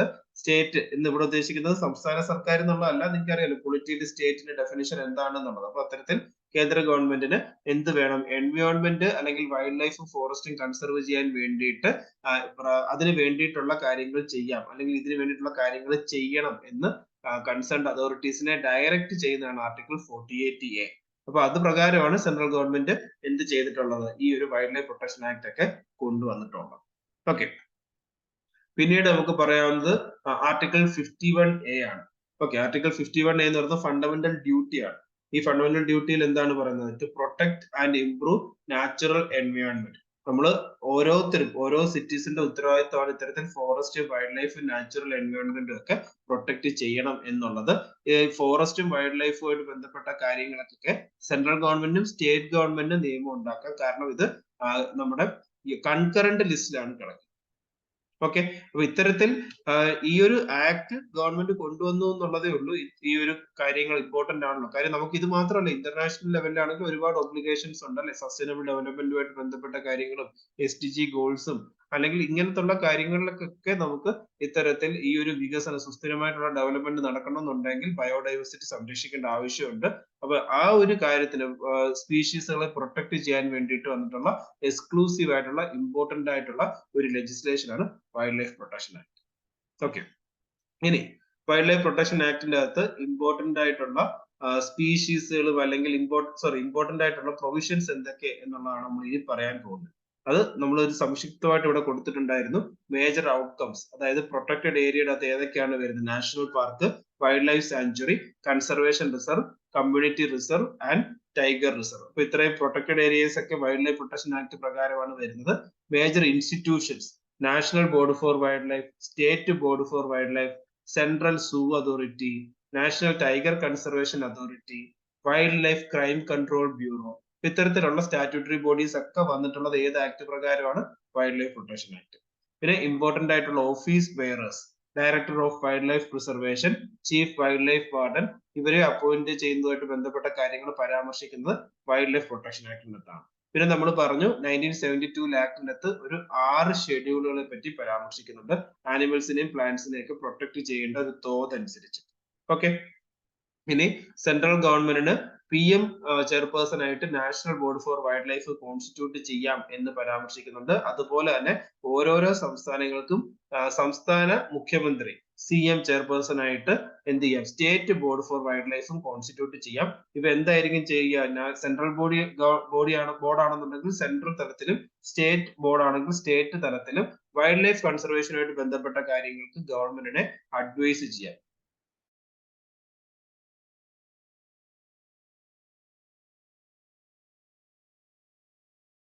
റെക്കമെൻഡേഷൻസും ഇവർക്ക് നൽകാം. ഓക്കെ. പിന്നെ വൈൽഡ് ലൈഫ് ഇമ്പാക്ട് അസസ്മെന്റ്, ഈ ഹ്യൂമൻ ആനിമൽ കോൺഫ്ലിക്റ്റ് ഒക്കെ ഉണ്ടാകാൻ സാധ്യതയുണ്ടോ, എത്രത്തോളം ഉണ്ടാകുന്നു, അതെങ്ങനെ കുറയ്ക്കും, അതുമായിട്ട് ബന്ധപ്പെട്ട പഠനങ്ങളും ആർക്ക് നടത്താം, ഈ പറയുന്ന നാഷണൽ അല്ലെങ്കിൽ സ്റ്റേറ്റ് ബോർഡുകൾക്ക് നടത്താം. പിന്നെ നമ്മൾ അങ്ങോട്ട് കണ്ടു, കോമൺ ആയിട്ട് എല്ലാ പ്രൊട്ടക്റ്റഡ് ഏരിയയും വൺസ് പ്രഖ്യാപിച്ച് കഴിഞ്ഞിട്ട് അതിൽ എന്തെങ്കിലും ചേഞ്ച് കൊണ്ടുവരണമെന്നുണ്ടെങ്കിൽ ഇവരുടെ അനുമതി ഉണ്ടായിട്ടേ പറ്റൂ. നാഷണൽ ബോർഡ് ഫോർ വൈൽഡ് ലൈഫിന്റെ അനുമതി ഉണ്ടായിട്ടേ പറ്റുള്ളൂ. ഓക്കെ. പിന്നെ വൈൽഡ് ലൈഫ് സാങ്ച്വറി. അപ്പൊ ആക്ടിനകത്ത് എന്താണ് പറയുന്നത്, സ്റ്റേറ്റ് ഗവൺമെന്റിന് ടെറിട്ടോറിയൽ വാട്ടറും വൈൽഡ് ലൈഫ് സാങ്ച്വറിയും അല്ലാത്ത ടെറിട്ടോറിയൽ വാട്ടറും റിസർവ് ഫോറസ്റ്റും അല്ലാത്ത സ്ഥലങ്ങളെ വൈൽഡ് ലൈഫ് സാങ്ച്വറി ആയിട്ട് പ്രഖ്യാപിക്കാം ഇഫ് ഇത്തരത്തിൽ ഏതെങ്കിലും പ്ലാന്റ് അല്ലെങ്കിൽ ആനിമൽ സ്പീഷീസിനെ പ്രൊട്ടക്ട് ചെയ്യേണ്ടത് ആവശ്യമായിട്ട് തോന്നുന്നു. ഓക്കെ. പിന്നെ അതേപോലെ തന്നെ വൺസ് പ്രഖ്യാപിച്ചു കഴിഞ്ഞാൽ നാഷണൽ ബോർഡ് ഫോർ വൈൽഡ് ലൈഫിന്റെ അനുമതിയോടുകൂടി മാത്രമേ ചേഞ്ചസ് കൊണ്ടുവരാൻ സാധിക്കൂ. പിന്നെ ചീഫ് വൈൽഡ് ലൈഫ് വാർഡൻ ആയിരിക്കും ഈ വൈൽഡ് ലൈഫ് സാങ്ച്വറി മാനേജ് ചെയ്യാൻ അധികാരപ്പെട്ടിട്ടുള്ളത്. നാഷണൽ പാർക്കിലേക്ക് എത്തുമ്പോൾ എന്താണ് വൈൽഡ് ലൈഫ് പ്രൊട്ടക്ഷൻ ആക്ട് പറയുന്നത്, സ്റ്റേറ്റ് ഗവൺമെന്റിന്റെ നാഷണൽ പാർക്ക് പ്രഖ്യാപിക്കാം. അത് വിത്തിൻ വൈൽഡ് ലൈഫ് സാങ്ച്വറി വേണേലും ആകാം, ബിക്കോസ് ഓഫ് സയന്റിഫിക് റീസൺ, ഇത്തരത്തിൽ പ്ലാന്റ്സ് ആനിമൽസിനെ പ്രൊട്ടക്ട് ചെയ്യാൻ വേണ്ടി. ഇനി വൺസ് പ്രഖ്യാപിച്ചു കഴിഞ്ഞാൽ അതിൽ ചേഞ്ചസ് വരുത്തണമെന്നുണ്ടെങ്കിൽ നാഷണൽ ബോർഡ് ഫോർ വൈൽഡ് ലൈഫിന്റെ അനുമതി വേണം. പിന്നെ നാഷണൽ പാർക്ക് എന്ന് പറയുന്നത് വൈൽഡ് ലൈഫ് സാങ്ച്വറി ആയിട്ട് കമ്പയർ ചെയ്യുമ്പോൾ കുറച്ചും കൂടെ പ്രൊട്ടക്ഷൻ വരുന്ന പ്രൊട്ടക്റ്റഡ് ഏരിയ ആണ്. പിന്നെ നമ്മൾ പറഞ്ഞ എന്താണ്, ചില പ്രത്യേക കേസിൽ അല്ലെ സെൻട്രൽ ഗവൺമെന്റിനും എന്ത് ചെയ്യാം, നാഷണൽ പാർക്ക് അല്ലെങ്കിൽ വൈൽഡ് ലൈഫ് സാങ്ച്വറി പ്രഖ്യാപിക്കാം ഇഫ് ഈ സ്റ്റേറ്റിന്റെ കീഴിലുള്ള ഏരിയ സെന്ററിന് ലീസിന് കൊടുത്തേക്കോ അല്ലെങ്കിൽ ട്രാൻസ്ഫർ ചെയ്തേക്കോ ആണെങ്കിൽ, അത്തരത്തിൽ സെൻട്രൽ ഗവൺമെന്റ് ആണ് പ്രഖ്യാപിക്കുന്നതെന്നുണ്ടെങ്കിൽ അവയുടെ മോണിറ്ററിംഗ് നടത്തുന്നത് അല്ലെങ്കിൽ അവ ആരുടെ കീഴിലായിരിക്കും വരിക, സെൻട്രൽ ഗവൺമെന്റ് അപ്പോയിന്റ് ചെയ്യുന്ന ഡയറക്ടർ ഓഫ് വൈൽഡ് ലൈഫിന്റെ കീഴിലായിരിക്കും വരിക. ഓക്കെ. പിന്നെ നമ്മൾ പറഞ്ഞത് എന്താണ്, കൺസർവേഷൻ റിസർവ് എന്ന് പറയുന്നത് ആക്ടിൽ എന്താണ് പറയുന്നത്, നാഷണൽ പാർക്ക് അല്ലെങ്കിൽ വൈൽഡ് ലൈഫ് സാങ്ച്വറിക്ക് അഡ്ജസന്റ് ആയിട്ട് സംസ്ഥാന സർക്കാരുകൾക്ക് എന്ത് പ്രഖ്യാപിക്കാം, കൺസർവേഷൻ റിസർവ് പ്രഖ്യാപിക്കാം. ഓക്കെ. അതിന്റെ അടുത്തുള്ള ആ ഒരു ലാൻഡ്സ്കേപ്പ് പ്രൊട്ടക്ട് ചെയ്യാൻ വേണ്ടിയിട്ട് അതിന്റെ ഭാഗമായിട്ട് ഒരു കൺസർവേഷൻ റിസർവ് മാനേജ്മെന്റ് കമ്മിറ്റി ഉണ്ടാകും. അവരായിരിക്കും ഇതിലെ കാര്യങ്ങളൊക്കെ ഏകോപിപ്പിക്കുന്നത്. ഓക്കെ. ഉദാഹരണമായിട്ട് നമ്മൾ ബിയേഴ്സ് കൺസർവേഷൻ റിസർവ് പറഞ്ഞു. ഇതൊക്കെ രംസാർ സൈറ്റ് കൂടാണ്. നമ്മൾ ഇനി അങ്ങോട്ട് വെറ്റ്ലാൻഡ്സ് ഒക്കെ പഠിക്കുമ്പോൾ പഠിക്കും. ഓക്കെ. പഞ്ചാബിലാണ് ബിയേഴ്സ് കൺസർവേഷൻ റിസർവ്. പിന്നെ നമ്മൾ പറഞ്ഞ എന്താണ്, കമ്മ്യൂണിറ്റി റിസർവ് എന്ന് പറയുന്നത് ഇത്തരത്തിൽ സ്റ്റേറ്റ് ഗവൺമെന്റിന് ഒരു കമ്മ്യൂണിറ്റിയുടെ റിക്വസ്റ്റ് പ്രകാരം അല്ലെ എന്ത് ചെയ്യാം, കമ്മ്യൂണിറ്റി റിസർവ് പ്രഖ്യാപിക്കാം. നോട്ട് വിത്തിൻ നാഷണൽ പാർക്ക് അല്ലെങ്കിൽ വൈൽഡ് ലൈഫ് സാങ്ച്വറി. അത് മാനേജ് ചെയ്യാനായിട്ട് ഒരു കമ്മ്യൂണിറ്റി റിസർവ് മാനേജ്മെന്റ് കമ്മിറ്റി ഉണ്ടാകുമെന്ന് നമ്മൾ പറഞ്ഞു. എക്സാമ്പിൾ ആയിട്ടാണ് നമ്മൾ പറഞ്ഞത് കേശവപൂർ മിയാനി കമ്മ്യൂണിറ്റി റിസർവ്, ഓക്കെ, പഞ്ചാബിലുള്ളത്. പിന്നെ കടലുണ്ടി വള്ളിക്കുന്ന് കമ്മ്യൂണിറ്റി റിസർവ് കേരളത്തിലുള്ളത്.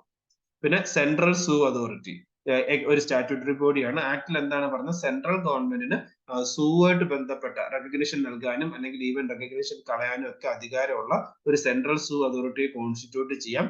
അവരായിരിക്കും ഇന്ത്യയിൽ സൂ ആയിട്ട് ബന്ധപ്പെട്ട കാര്യങ്ങളൊക്കെ നോക്കുന്നത്. ഓക്കെ. അവർക്ക് പ്രവർത്തിക്കാൻ സ്വന്തമായിട്ട് ഫണ്ടും കാര്യങ്ങളും ഒക്കെ ഉണ്ടാകും. പിന്നെ നമ്മൾ പറഞ്ഞ NTCA അഥവാ നാഷണൽ ടൈഗർ കൺസർവേഷൻ അതോറിറ്റി. അപ്പൊ ഈ ആക്ടിൽ പറയുന്നത് എന്താണ്, സെൻട്രൽ ഗവൺമെന്റിന് NTCA കോൺസ്റ്റിറ്റ്യൂട്ട് ചെയ്യാം. അത് ആരായിരിക്കും ചെയർ ചെയ്യുന്നത്, MOFCC മിനിസ്റ്റർ അഥവാ minister of environment forest and climate change. Okay. അവരെന്താണ് ചെയ്യുന്നത്, ടൈഗറുമായിട്ട് ബന്ധപ്പെട്ട എങ്ങനെ പ്രൊട്ടക്ഷൻ കൊണ്ടുവരാം അതിന് വേണ്ടിയിട്ടുള്ള പ്ലാനും ടൈഗറിന്റെ എസ്റ്റിമേഷനും പ്രോജക്ട് ടൈഗറിന്റെ ഭാഗമായിട്ട് ടൈഗർ റിസർവ് മോണിറ്റർ ചെയ്യുന്നതും അല്ലെങ്കിൽ ഹാൻഡിൽ ചെയ്യുന്നതും ഒക്കെ NTCA ആണ്. ഓക്കെ. അപ്പൊ അതിന് വേണ്ടിയിട്ട് കൃത്യമായ ഓഫീസേഴ്സിന് സ്കിൽ ഡെവലപ്മെന്റ് ഒക്കെ നൽകുന്നത് NTCയുടെ ഭാഗമായിട്ട് വരും. വൺസ് പ്രഖ്യാപിച്ചു കഴിഞ്ഞാൽ, ടൈഗർ റിസർവ് പ്രഖ്യാപിച്ചു കഴിഞ്ഞാൽ പിന്നീട് നമ്മുടെ നാഷണൽ ബോർഡിന്റെ ഫോർ വൈൽഡ് ലൈഫിന്റെ അനുമതി ഇല്ലാതെ tiger reserve, national board for wild ലൈഫിന്റെയും NTCയുടെയും അനുമതി ഇല്ലാതെ ടൈഗർ റിസർവിന് ചേഞ്ചസ് ഒന്നും കൊണ്ടുവരാൻ പറ്റത്തില്ല. 1973 central government project tiger start ചെയ്തത്. ഓക്കെ. പിന്നെ നമ്മൾ പറഞ്ഞു ടൈഗർ റിസർവ്, ഇന്ത്യയിൽ നിലവിൽ 54 ടൈഗർ റിസർവ് ഉണ്ട്. ടൈഗറിനെ എക്സ്ക്ലൂസീവ്ലി പ്രൊട്ടക്ട് ചെയ്യാൻ വേണ്ടിയിട്ട് സംസ്ഥാന സർക്കാരുകൾക്ക് എന്ത് പ്രഖ്യാപിക്കാം, ടൈഗർ റിസർവ് പ്രഖ്യാപിക്കാം. ഓക്കെ. അപ്പൊ അതിന് വേണ്ടിയിട്ട് അവര് അവിടെ ഉള്ള ലോക്കൽ കമ്മ്യൂണിറ്റീസിന്റെ അടുത്തൊക്കെ എന്ത് ചെയ്യാറുണ്ട്, പിന്നെ കൺസൾട്ട് ചെയ്യാറുണ്ട്. ടൈഗർ റിസർവ് ആണെങ്കിൽ പ്രഖ്യാപിച്ചു കഴിഞ്ഞാൽ നമ്മൾ ഓൾറെഡി പറഞ്ഞു NTCയുടെയും അല്ലെങ്കിൽ നാഷണൽ ബോർഡിന്റെയും അനുമതി ഇല്ലാതെ ചേഞ്ചസ് കൊണ്ടുവരാൻ പറ്റില്ല. സ്റ്റേറ്റ് ഗവൺമെന്റിന് പ്രഖ്യാപിക്കാം, നോട്ടിഫൈ ചെയ്യാം എന്നുള്ളതല്ലാതെ ടൈഗർ റിസർവിന്റെ ഡീനോട്ടിഫൈ ചെയ്യാനുള്ള അധികാരമില്ല. അല്ലെങ്കിൽ അങ്ങനെ ചെയ്യണമെന്നുണ്ടെങ്കിൽ എഗെയിൻ NTCA അഥവാ നാഷണൽ ബോർഡ് ഫോർ വൈൽഡ് ലൈഫിന്റെ അനുമതി വേണം. പിന്നെ നമ്മൾ പറഞ്ഞത് wild life crime control bureau ആണ്. വൈൽഡ് ലൈഫ് ക്രൈം എങ്ങനെ തടയാം, അതുമായിട്ട് ബന്ധപ്പെട്ട നാഷണൽ ഡേറ്റാ ബാങ്ക് ക്രിയേറ്റ് ചെയ്യുക, ഇൻവെസ്റ്റിഗേഷൻ നടത്തുക, അതിന് വേണ്ടിയിട്ടുള്ള statutory body central government constitute ചെയ്യണം എന്ന് വൈൽഡ് ലൈഫ് പ്രൊട്ടക്ഷൻ ആക്ടിനകത്ത് പറയുന്നുണ്ട്. ഓക്കെ. പിന്നെ നമ്മൾ പറഞ്ഞ അഡീഷണൽ ആയിട്ടുള്ള ഇമ്പോർട്ടന്റ് പ്രൊവിഷൻസ് ആണ്. അതായത് director of wild life preservation എന്ന് പറയുന്നത് സെൻട്രൽ ഗവൺമെന്റ് ആണ് അപ്പോയിന്റ് ചെയ്യുന്നത്. ചീഫ് വൈൽഡ് ലൈഫ് വാർഡൻ എന്ന് പറയുന്നത് സംസ്ഥാന സർക്കാരുകളാണ് അപ്പോയിന്റ് ചെയ്യുന്നത്. പിന്നെ നമ്മൾ പറഞ്ഞത് വെർമിനെ പറ്റിയിട്ടാണ്. വെർമിൻ എന്ന് പറഞ്ഞാൽ ചെറിയ ആനിമൽസ് ആണ്, ഡിസീസ് ഉണ്ടാക്കാവുന്നത് അല്ലെങ്കിൽ ക്രോപ്സിനെ ഡിസ്ട്രോയ് ചെയ്യുന്ന ചെറിയ സ്പീഷീസ് ആണ്. ഇവയെ ഷെഡ്യൂൾ 5 ഉൾപ്പെടുത്തണം എന്നാണ് ഈ ഒരു ആക്ടിൽ പറയുന്നത്, അല്ലെങ്കിൽ ആക്ടിന്റെ ഭാഗമായിട്ട് നൽകിയിരുന്നത് വെർമിനെ ഷെഡ്യൂൾ 5 ഇനി ഈ ആക്ടിനകത്ത് പരാമർശിക്കുന്ന എന്താണ്, സെൻട്രൽ ഗവൺമെന്റിന് ഏതൊരു ആനിമലിനെയും ഈ ഒരു പർട്ടിക്കുലർ ഏരിയയിലേക്കുള്ള അല്ലെങ്കിൽ ഒരു പർട്ടിക്കുലർ ടൈം പീരീഡിലേക്ക് അതിനെ വെർമിനായിട്ട് പ്രഖ്യാപിക്കും. പിന്നെ നമ്മൾ പറഞ്ഞ എന്താണ്, ഈവൻ ഷെഡ്യൂൾ 1 സ്പീഷീസ് ആണെങ്കിൽ പോലും അത് ഒരു മാനേറ്റർ ആയിട്ട് മാറുകയോ അല്ലെങ്കിൽ മനുഷ്യന് ജീവന് ഡേഞ്ചറസ് ആയിട്ട് നിൽക്കുകയാണെങ്കിലോ അല്ലെങ്കിൽ അതിനെ റിക്കവർ ചെയ്യാൻ ആകാത്ത വിധം അത് ഡിസീസ്ഡ് ആവുകയോ ഒക്കെ ചെയ്യുകയാണെന്നുണ്ടെങ്കിൽ അതിനെ ഹണ്ട് ചെയ്യാൻ അല്ലെങ്കിൽ വധിക്കാനുള്ള നിർദ്ദേശം, അനുമതി ചീഫ് വൈൽഡ് ലൈഫ് വാർഡൻ ആയിരിക്കും നൽകുക. പിന്നെ നമ്മൾ പറഞ്ഞു ഓണർഷിപ്പ്, അല്ലെ, വൈൽഡ് ലൈഫുമായിട്ട് ബന്ധപ്പെട്ട ഏതെങ്കിലും ആർട്ടിക്കിളോ ട്രോഫിയോ ഒക്കെ നമ്മൾ ഓണർഷിപ്പ് വെക്കണം എന്നുണ്ടെങ്കിലും അതിന്റെ ലോഫുൾ ആയിട്ട് പൊസഷൻ നടത്താനായിട്ടുള്ള സർട്ടിഫിക്കറ്റ് ഇഷ്യൂ ചെയ്യാൻ ആർക്കാണ് അധികാരം? ചീഫ് വൈൽഡ് ലൈഫ് വാർഡനാണ് അധികാരമുള്ളത്. പിന്നെ നമ്മൾ പറഞ്ഞ വൈൽഡ് ലൈഫ് പ്രൊട്ടക്ഷൻ ആക്ടുമായിട്ട് ബന്ധപ്പെട്ട ഷെഡ്യൂളുകളാണ്, അല്ലെ. ഒരു 6 ഷെഡ്യൂൾ ഉണ്ടെന്ന് ഞാൻ പറഞ്ഞു. അപ്പൊ ഇതില് 5 ഷെഡ്യൂൾ ഓൾമോസ്റ്റ് നമുക്ക് എന്താണ്, പിന്നെ ആനിമൽസുമായിട്ട് ബന്ധപ്പെട്ട്, അതായത് 4 ഷെഡ്യൂൾ എക്സ്ക്ലൂസീവ്ലി ആനിമൽസ്, 5ാമത്തെ ഷെഡ്യൂൾ വെർമിൻ, പിന്നെ നമുക്ക് പറയാവുന്ന 6ാമത്തെ ഷെഡ്യൂൾ പ്ലാന്റ്സുമായിട്ട് ബന്ധപ്പെട്ടാണ്. ഇതിൽ ഏറ്റവും കൂടുതൽ പ്രൊട്ടക്ഷൻ വേണ്ടുന്ന സ്പീഷീസുകളെയാണ് ഷെഡ്യൂൾ 1 ഉൾപ്പെടുത്തിയിരുന്നത്. താഴോട്ട് പോകുന്തോറും എന്താണ്, അതിന്റെ പ്രൊട്ടക്ഷന്റെ റേറ്റ് കുറഞ്ഞു വരുവാണ്. ഓക്കെ. 5ാമത്തെ ഷെഡ്യൂളാണ് വെർമിൻ വരുന്നത്. കോമൺ ക്രോ, ഫ്രൂട്ട് ബാറ്റ്, മൈസ്, റാറ്റ്, ഇത്രയാണ് വെർമിനായിട്ട് വരുന്നത്. 6ാമത്തെ ഷെഡ്യൂൾ എന്ന് പറയുന്നത് നമ്മൾ പറഞ്ഞു, റിക്വേർഡ് നമുക്ക് ഒരു കോമ്പീറ്റന്റ് ആയിട്ടുള്ള അതോറിറ്റിയുടെ അനുമതി ഇല്ലാതെ നമുക്ക് കൾട്ടിവേറ്റ് ചെയ്യാൻ പറ്റാത്ത അല്ലെങ്കിൽ ട്രേഡ് നടത്താൻ പറ്റാത്ത ചില പ്ലാന്റ്സിനെ, പർട്ടിക്കുലർ പ്ലാന്റ് സ്പീഷീസിനെയാണ് 6ാമത്തെ ഷെഡ്യൂളിൽ ഉൾപ്പെടുത്തിയത്. ഓക്കെ. ഇങ്ങനെ 6 ഷെഡ്യൂൾ ഉണ്ടായിരുന്നു വൈൽഡ് ലൈഫ് പ്രൊട്ടക്ഷൻ ആക്ട് പ്രകാരം. ഓക്കെ.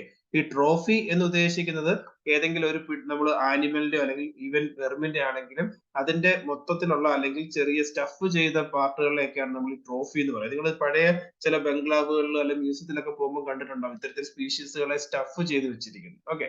അപ്പൊ അത്തരത്തിലുള്ള ആ ഒരു ആനിമൽ പാർട്ടിനെയാണ് നമ്മൾ ട്രോഫി എന്ന് പറയുന്നത്. ഓക്കെ. അപ്പൊ ഇതൊക്കെ നമ്മൾ നേരത്തെ പറഞ്ഞല്ലോ, അല്ലെങ്കിൽ ലോഫുൾ ആയിട്ട് വെക്കണം എന്നുണ്ടെങ്കിൽ ചീഫ് വൈൽഡ് ലൈഫ് വാർഡന്റെ സർട്ടിഫിക്കറ്റ് കിട്ടിയാൽ മാത്രമേ നമുക്ക് നിയമപരമായിട്ട് അത് കൈവശം വെക്കാൻ അവകാശമുള്ളൂ. പിന്നെ നമ്മൾ പറഞ്ഞു വൈൽഡ് ലൈഫ് സാഞ്ചുറി നാഷണൽ പാർക്കുമായിട്ടുള്ള വ്യത്യാസം എന്തൊക്കെയാണ്. വൈൽഡ് ലൈഫ് സാഞ്ചുറി എന്ന് പറയുന്നതിനേക്കാളും കുറച്ചുകൂടെ പ്രൊട്ടക്ഷൻ കൂടുതലുള്ളതാണ് നാഷണൽ പാർക്ക്, അല്ലെ. ഹ്യൂമൻ ആക്ടിവിറ്റീസ് വൈൽഡ് ലൈഫ് സാഞ്ചുറിയിൽ അലൗഡ് ആണ്, നാഷണൽ പാർക്കിൽ അലൗഡ് അല്ല. പിന്നെ മെയിൻ ആയിട്ട് ഒരു പർട്ടിക്കുലർ പ്ലാന്റ് സ്പീഷീസിനെ അല്ലെങ്കിൽ ആനിമൽ സ്പീഷീസിനെ പ്രൊട്ടക്ട് ചെയ്യുക എന്നുള്ളതാണ് വൈൽഡ് ലൈഫ് സാഞ്ചുറിയുടെ ലക്ഷ്യമെങ്കിൽ അത് മാത്രമല്ല, ഈവൻ ഹിസ്റ്റോറിക്കൽ അല്ലെങ്കിൽ ജോഗ്രഫിക്കൽ ആയിട്ടുള്ള സിഗ്നിഫിക്കൻസ് ഉണ്ടെങ്കിലും നാഷണൽ പാർക്ക് പ്രഖ്യാപിക്കാം. പിന്നെ നമ്മൾ പറഞ്ഞു സെൻട്രൽ ഗവൺമെന്റ് അല്ലെങ്കിൽ സ്റ്റേറ്റ് ഗവൺമെന്റിന് രണ്ടും പ്രഖ്യാപിക്കാം, വൈൽഡ് ലൈഫ് സാഞ്ചുറിയും നാഷണൽ പാർക്കും പ്രഖ്യാപിക്കാം. കൃത്യമായി ബൗണ്ടറി ഒക്കെ വെച്ച് ഡിലിനേറ്റ് ചെയ്യുന്നത് ഏതാണ്? നാഷണൽ പാർക്കാണ്. ഓക്കെ. എന്നാൽ അത്തരത്തിൽ ഫിക്സ്ഡ് അല്ലാത്തതാണ് വൈൽഡ് ലൈഫ് സാഞ്ചുറി. പിന്നെ നമ്മൾ പറഞ്ഞ എന്താണ്, വൈൽഡ് ലൈഫ് സാഞ്ചുറി നാഷണൽ പാർക്കായിട്ട് അപ്ഗ്രേഡ് ചെയ്യാം, അല്ലെ. എന്നാൽ നാഷണൽ പാർക്കിനെ ഡൗൺഗ്രേഡ് ചെയ്ത് വൈൽഡ് ലൈഫ് സാഞ്ചുറി ആക്കാൻ പറ്റില്ല. ഇത്രയും കാര്യങ്ങളാണ് നാഷണൽ പാർക്കും വൈൽഡ് ലൈഫ് സാഞ്ചുറിയുമായിട്ട് ബന്ധപ്പെട്ട് നമ്മൾ മനസ്സിലാക്കിയത്. ഇനി അടുത്ത എന്താണ് പറയാനുള്ളത്, വൈൽഡ് ലൈഫ് പ്രൊട്ടക്ഷന്റെ അകത്ത് വന്നിട്ടുള്ള ആക്ടിന്റെ അകത്ത് വന്നിട്ടുള്ള അമെന്റ്മെന്റ്, 2022 വന്നിട്ടുള്ള അമെന്റ്മെന്റ്. നമ്മൾ ഇതിനെപ്പറ്റി പറഞ്ഞത് സൈറ്റ്സ് എന്ന ഇന്റർനാഷണൽ കൺവെൻഷൻ, അതായത് convention on international trade in endangered species of wild ഫോണ ആൻഡ് ഫ്ലോറ. ഈ ഇന്റർനാഷണൽ കൺവെൻഷന്റെ ഭാഗമായിട്ടുള്ള നമ്മുടെ ലീഗൽ ഒബ്ലിഗേഷൻ, അല്ലെങ്കിൽ ഇന്ത്യ ഇതിന്റെ അകത്ത് ഭാഗമാണ്.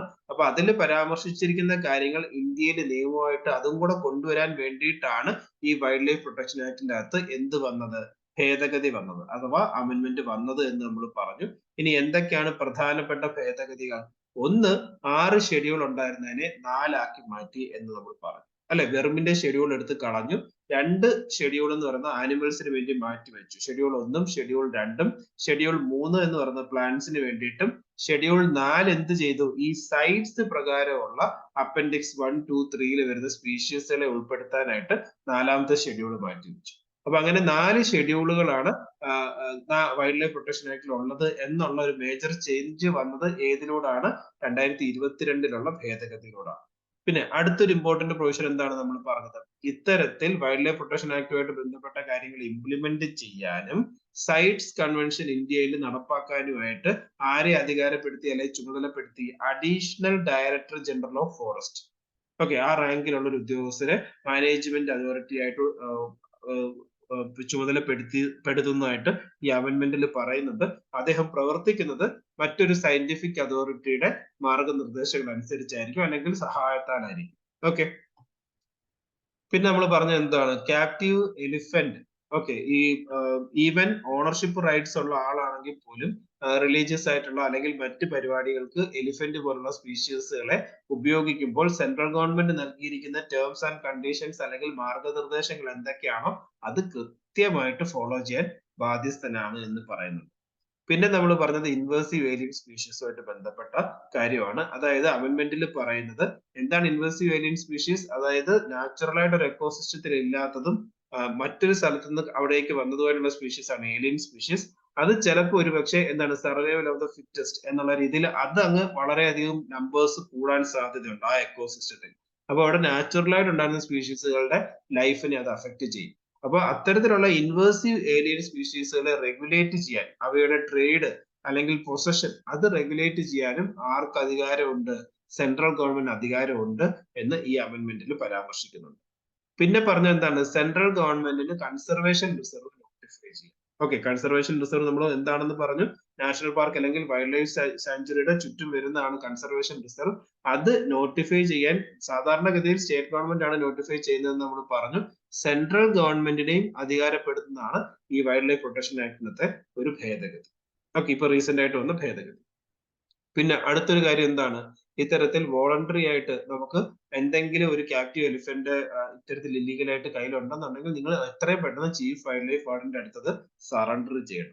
പിന്നെ നമ്മൾ പറഞ്ഞു വൈൽഡ് ലൈഫ് പ്രൊട്ടക്ഷൻ ആക്ടിന്റെ എന്തെങ്കിലും പ്രൊവിഷൻസ് ആരെങ്കിലും വയലേറ്റ് ചെയ്യുകയാണെങ്കിൽ ഓക്കെ, ആദ്യം ഫൈൻ എന്ന് പറയുന്നത് 25,000 രൂപയായിരുന്നു. എന്നാൽ ഈ അമെന്റ്മെന്റിലൂടെ ഫൈൻ 1,00,000 ആക്കി മിനിമം എന്നുള്ളതാണ് ഏറ്റവും ഇമ്പോർട്ടന്റ് ആയിട്ടുള്ള ചേഞ്ച്.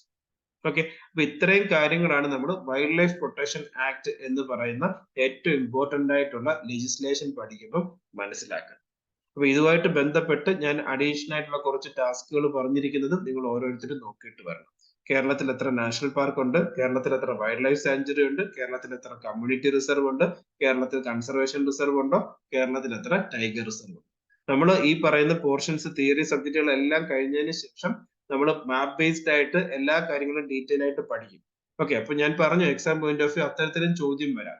മേ ബി പ്രിലിംസിനാണെങ്കിലും ലെഫ്റ്റ് ടു റൈറ്റോ നോർത്ത് ടു സൗത്തോ ഒക്കെ അറേഞ്ച് ചെയ്യാനായിട്ട് നമുക്ക് പ്രൊട്ടക്റ്റഡ് ഏരിയ തരാം. അല്ലെങ്കിൽ ഏതെങ്കിലും പ്രൊട്ടക്റ്റഡ് ഏരിയ തന്നാൽ അതിന്റെ പ്രത്യേകത അതുമായിട്ട് ബന്ധപ്പെട്ട് പ്രത്യേകതയുള്ള സ്റ്റേറ്റ്മെന്റ്സ് തരാം. അത് ഏത് സ്റ്റേറ്റിലാണെന്നുള്ള ചോദ്യം വരാം. അപ്പൊ സോറി, അപ്പൊ അത്തരത്തിലുള്ള കാര്യങ്ങളൊക്കെ മനസ്സിലാക്കണം എന്നുണ്ടെങ്കിൽ എന്ത് വേണം? നമുക്ക് കൃത്യമായിട്ട് ഒരു ഐഡിയ വേണം ഈ പ്രൊട്ടക്റ്റഡ് ഏരിയാസുമായിട്ട് ബന്ധപ്പെട്ട്. അപ്പൊ ആ പ്രൊട്ടക്റ്റഡ് ഏരിയാസിനെ പറ്റി നിങ്ങൾ കറണ്ട് അഫയേഴ്സിൽ വരുമ്പോൾ മനസ്സിലാക്കണം. അതല്ലാതെ അതിനെപ്പറ്റി തിയററ്റിക്കൽ ആയിട്ട് എന്താണ് ഈ പ്രൊട്ടക്റ്റഡ് ഏരിയ, ആരാണ് പ്രഖ്യാപിക്കുന്നത് എന്നുള്ളതാണ് നമ്മൾ ഈ ഒരു വൈൽഡ് ലൈഫ് പ്രൊട്ടക്ഷൻ ആക്ടുമായിട്ട് ബന്ധപ്പെട്ട് മനസ്സിലാക്കിയത് അല്ലെങ്കിൽ പഠിച്ചത്. അപ്പൊ ഏതൊക്കെ protected area wild life protection act പ്രകാരം വരുന്നുണ്ട് എന്നുള്ളത് നമ്മൾ കൃത്യമായിട്ട് മനസ്സിലാക്കുക. ഇത് കൂടാതെ ഇനി വേറെ പ്രൊട്ടക്റ്റഡ് ഏരിയാസ് ഉണ്ട്. അതൊക്കെ വേറെ പല ആക്ടുകളിലും അല്ലെങ്കിൽ ഒരുപക്ഷെ വേറെ എഗ്രിമെന്റിലും അല്ലെങ്കിൽ പ്രൊവിഷൻസ് ഒക്കെ പ്രകാരമായിരിക്കും വരിക. അപ്പൊ ഇത് പ്രകാരം വന്നിട്ടുള്ളത് കൃത്യമായിട്ട് പഠിച്ചു കഴിഞ്ഞാൽ ഒരു ഗുണം എന്താന്ന് വെച്ച് കഴിഞ്ഞാൽ നമുക്ക് ഈവൻ പ്രിലിംസിനാണെങ്കിലും സ്റ്റേറ്റ്മെന്റ് ബേസ്ഡ് ക്വസ്റ്റ്യൻസ് വരാം. ഓക്കെ, അപ്പൊ ഇത്തരത്തിൽ ഏതെങ്കിലും ഒരു ഇപ്പൊ നാഷണൽ ഗ്രീൻ ട്രൈബ്യൂണൽ അത് വൈൽഡ് ലൈഫ് പ്രൊട്ടക്ഷൻ ആക്ട് പ്രകാരമാണ് വന്നത് എന്നൊരു സ്റ്റേറ്റ്മെന്റ് തരികയാണ്. അപ്പൊ നമുക്ക് കൃത്യമായിട്ട് അറിയാം വൈൽഡ് ലൈഫ് പ്രൊട്ടക്ഷൻ ആക്ട് പ്രകാരം വന്നിട്ടുള്ള സ്റ്റാറ്റ്യൂട്ടറി ബോഡീസ് ഏതൊക്കെയാണെന്ന്. എന്നാൽ ചിലപ്പോൾ ഒരുപക്ഷെ നാഷണൽ ഗ്രീൻ ട്രൈബ്യൂണലിനെ പറ്റി അറിയുന്നുണ്ടാവില്ല. അങ്ങനത്തുള്ള കേസ് ആണെങ്കിൽ പോലും നമ്മൾ വൈൽഡ് ലൈഫ് പ്രൊട്ടക്ഷൻ ആക്ട് കൃത്യമായിട്ട് പഠിച്ചപ്പോൾ നമുക്കറിയാം NGT ഇതിന്റെ അകത്തല്ല വരുന്നത്. അപ്പൊ സ്വാഭാവികമായിട്ടും നമുക്ക് എന്ത് ചെയ്യാം? ആ ഓപ്ഷൻ എലിമിനേറ്റ് ചെയ്യാം. ഇതാണ് ഓപ്ഷൻ എലിമിനേഷൻ എന്ന് പറയുന്നത്. അപ്പം എപ്പോഴും നമുക്ക് പ്രിലിംസ് പോയിന്റ് ഓഫ് വ്യൂ നമുക്ക് തന്നിരിക്കുന്ന ചോദ്യത്തിന്റെ ഉത്തരം എന്താണ്? ആ ക്വസ്റ്റ്യൻ തന്നിരിക്കുന്ന നമുക്ക് പേപ്പറിൽ തന്നെ അതിന്റെ ഉത്തരവുണ്ട്. എന്നാൽ മെയിൻസിന് നമുക്ക് ഉത്തരവില്ല, ചോദ്യം മാത്രമേ ഉള്ളൂ. നമ്മൾ ഉത്തരം ആലോചിച്ചിരുന്ന് എഴുതുവാണ്. അല്ലെ? അപ്പൊ പ്രിലിംസിനെ സംബന്ധിച്ചിടത്തോളം എങ്ങനെയാണ് ഈ ഓപ്ഷൻ എലിമിനേറ്റ് ചെയ്യാം എന്ന് നിങ്ങൾ കേട്ടിട്ടുണ്ടാവും. അപ്പൊ എങ്ങനെയാണ് നമ്മൾ ഈ എലിമിനേഷൻ നടത്തുന്നത്? ഇത്തരത്തിൽ കൃത്യമായി തിയറി ഓരോ സബ്ജക്റ്റുമായിട്ട് ബന്ധപ്പെട്ട് അതിന്റെ തിയറി നമ്മൾ എന്ത് ചെയ്യുക? നല്ല രീതിയിൽ പഠിക്കാൻ ശ്രമിക്കുക. ഈ തിയറി പഠിച്ചു കഴിയുമ്പോൾ നമുക്ക് എന്താണ് ഒരു നോളഡ്ജ് കിട്ടും. ഈ നോളഡ്ജ് വെച്ചുകൊണ്ട് നമ്മൾ ഓപ്ഷൻ കൃത്യമായി നമുക്ക് തന്നിരിക്കുന്ന ചോദ്യം അതിനനുസരിച്ചിട്ടുള്ള സ്റ്റേറ്റ്മെന്റുകളും വായിച്ചു നോക്കുക. എന്നിട്ട് നമ്മുടെ നോളഡ്ജും ഒരു ലോജിക്കും കൂടെ ഒരു കോമൺ സെൻസും കൂടെ അപ്ലൈ ചെയ്തിട്ട് നമ്മൾ തെറ്റാണ് എന്ന് തോന്നുന്ന ഓപ്ഷൻസ് എന്ത് ചെയ്യുക? എലിമിനേറ്റ് ചെയ്ത് ഏറ്റവും ശരി അല്ലെങ്കിൽ മോസ്റ്റ് അപ്രോപ്രിയേറ്റ് ആയിട്ട് തോന്നുന്ന ഓപ്ഷൻ നമുക്ക് എന്ത് ചെയ്യാം? സെലക്ട് ചെയ്യാം. അത് ഉത്തരത്തിലേക്ക് മാർക്ക് ചെയ്യാം. അപ്പൊ അതിനെയാണ് നമ്മൾ ഈ ഓപ്ഷൻ എലിമിനേഷൻ ടെക്നിക്ക് എന്ന് പറയുന്നത്. കാര്യം പ്രിലിംസിനെ സംബന്ധിച്ചിടത്തോളം ഇപ്പം KS-നാണെങ്കിൽ നമുക്ക് പേപ്പർ 1 പേപ്പർ 2 ഉണ്ട്. 100 ചോദ്യങ്ങൾ വരുന്നുണ്ട് അല്ലെ? പേപ്പർ 1 പേപ്പർ 2-ലായിട്ട്. അപ്പം പേപ്പർ 1-ലായിട്ട് 100, പേപ്പർ 2-ലും 100. അപ്പൊ ഞാൻ പറഞ്ഞത് ഇത്തരത്തിൽ ഒരു ക്വസ്റ്റ്യൻ പേപ്പർ 1 ആണ് ഇപ്പൊ നിങ്ങൾ ചെയ്യുന്നതെന്ന് വിചാരിക്കുക. എക്സാമിന് ചെല്ലുമ്പോ എത്ര ക്വസ്റ്റ്യൻ നിങ്ങൾക്ക് 100% ഷുവർ ആയിട്ടുള്ളതുണ്ടാവും? വളരെ കുറച്ച് ക്വസ്റ്റ്യൻ ഈവൻ UPSC-യുടെ സിവിൽ സർവീസിനാണെങ്കിൽ പോലും നമുക്ക് 100 ചോദ്യത്തിൽ എല്ലാവർക്കും മാക്സിമം ഒരു ഉറപ്പായിട്ട് 100% ഉറപ്പായിട്ട് വരുന്നത് 15 to 20 ക്വസ്റ്റ്യൻസ് ആയിരിക്കും മാക്സിമം. അപ്പൊ പക്ഷെ അത്രയും ചോദ്യങ്ങൾ ചെയ്തിട്ട് വന്നാൽ നമുക്ക് പരീക്ഷ ക്ലിയർ ആകാൻ സാധിക്കും? ഇല്ല. നമ്മൾ മാക്സിമം ക്വസ്റ്റ്യൻസ് അറ്റൻഡ് ചെയ്യണം അല്ലെ? അപ്പൊ എങ്ങനെ നമ്മൾ മാക്സിമം ക്വസ്റ്റ്യൻസ് അറ്റൻഡ് ചെയ്യും? ഇത്തരത്തിൽ നമ്മൾ എന്ത് ചെയ്യും? അതിന്റെ അകത്ത് നമ്മുടെ നോളഡ്ജും കൂടെ വെച്ചിട്ട് നമ്മൾ ഓപ്ഷൻ എലിമിനേറ്റ് ചെയ്യുകയും ഓപ്ഷൻ എലിമിനേറ്റ് ചെയ്ത് മോസ്റ്റ് അപ്രോപ്രിയേറ്റ് എന്ന് തോന്നുന്ന ഉത്തരത്തിലേക്ക് നമ്മൾ എത്തുകയും ചെയ്യും അല്ലെ? അപ്പൊ ആ ഒരു ലെവലിലേക്ക് നമ്മൾ ഓരോ സബ്ജക്റ്റും ഇതിന്റെ അകത്ത് എൻവയോൺമെന്റ് ആൻഡ് എക്കോളജി നമുക്ക് പ്രിലിംസിനും മെയിൻസിനും ഒക്കെ ചോദ്യം വരുന്ന വളരെ ഇമ്പോർട്ടന്റ് ആയിട്ടുള്ള ഒരു ടോപ്പിക് ആണ്. അപ്പൊ ആ രീതിയിൽ നമുക്ക് അത്രയും ചോദ്യങ്ങൾ പ്രതീക്ഷിക്കാം. അപ്പൊ ആ ചോദ്യങ്ങൾ പ്രിലിംസിനാണെങ്കിലും മെയിൻസിനാണെങ്കിലും ഉത്തരം ശരിയാക്കുന്ന രീതിയിലേക്ക് നമുക്ക് പോകണം എന്നുണ്ടെങ്കിൽ കൃത്യമായിട്ട് ഇത്തരത്തിൽ തിയറി പഠിച്ചാൽ മാത്രം.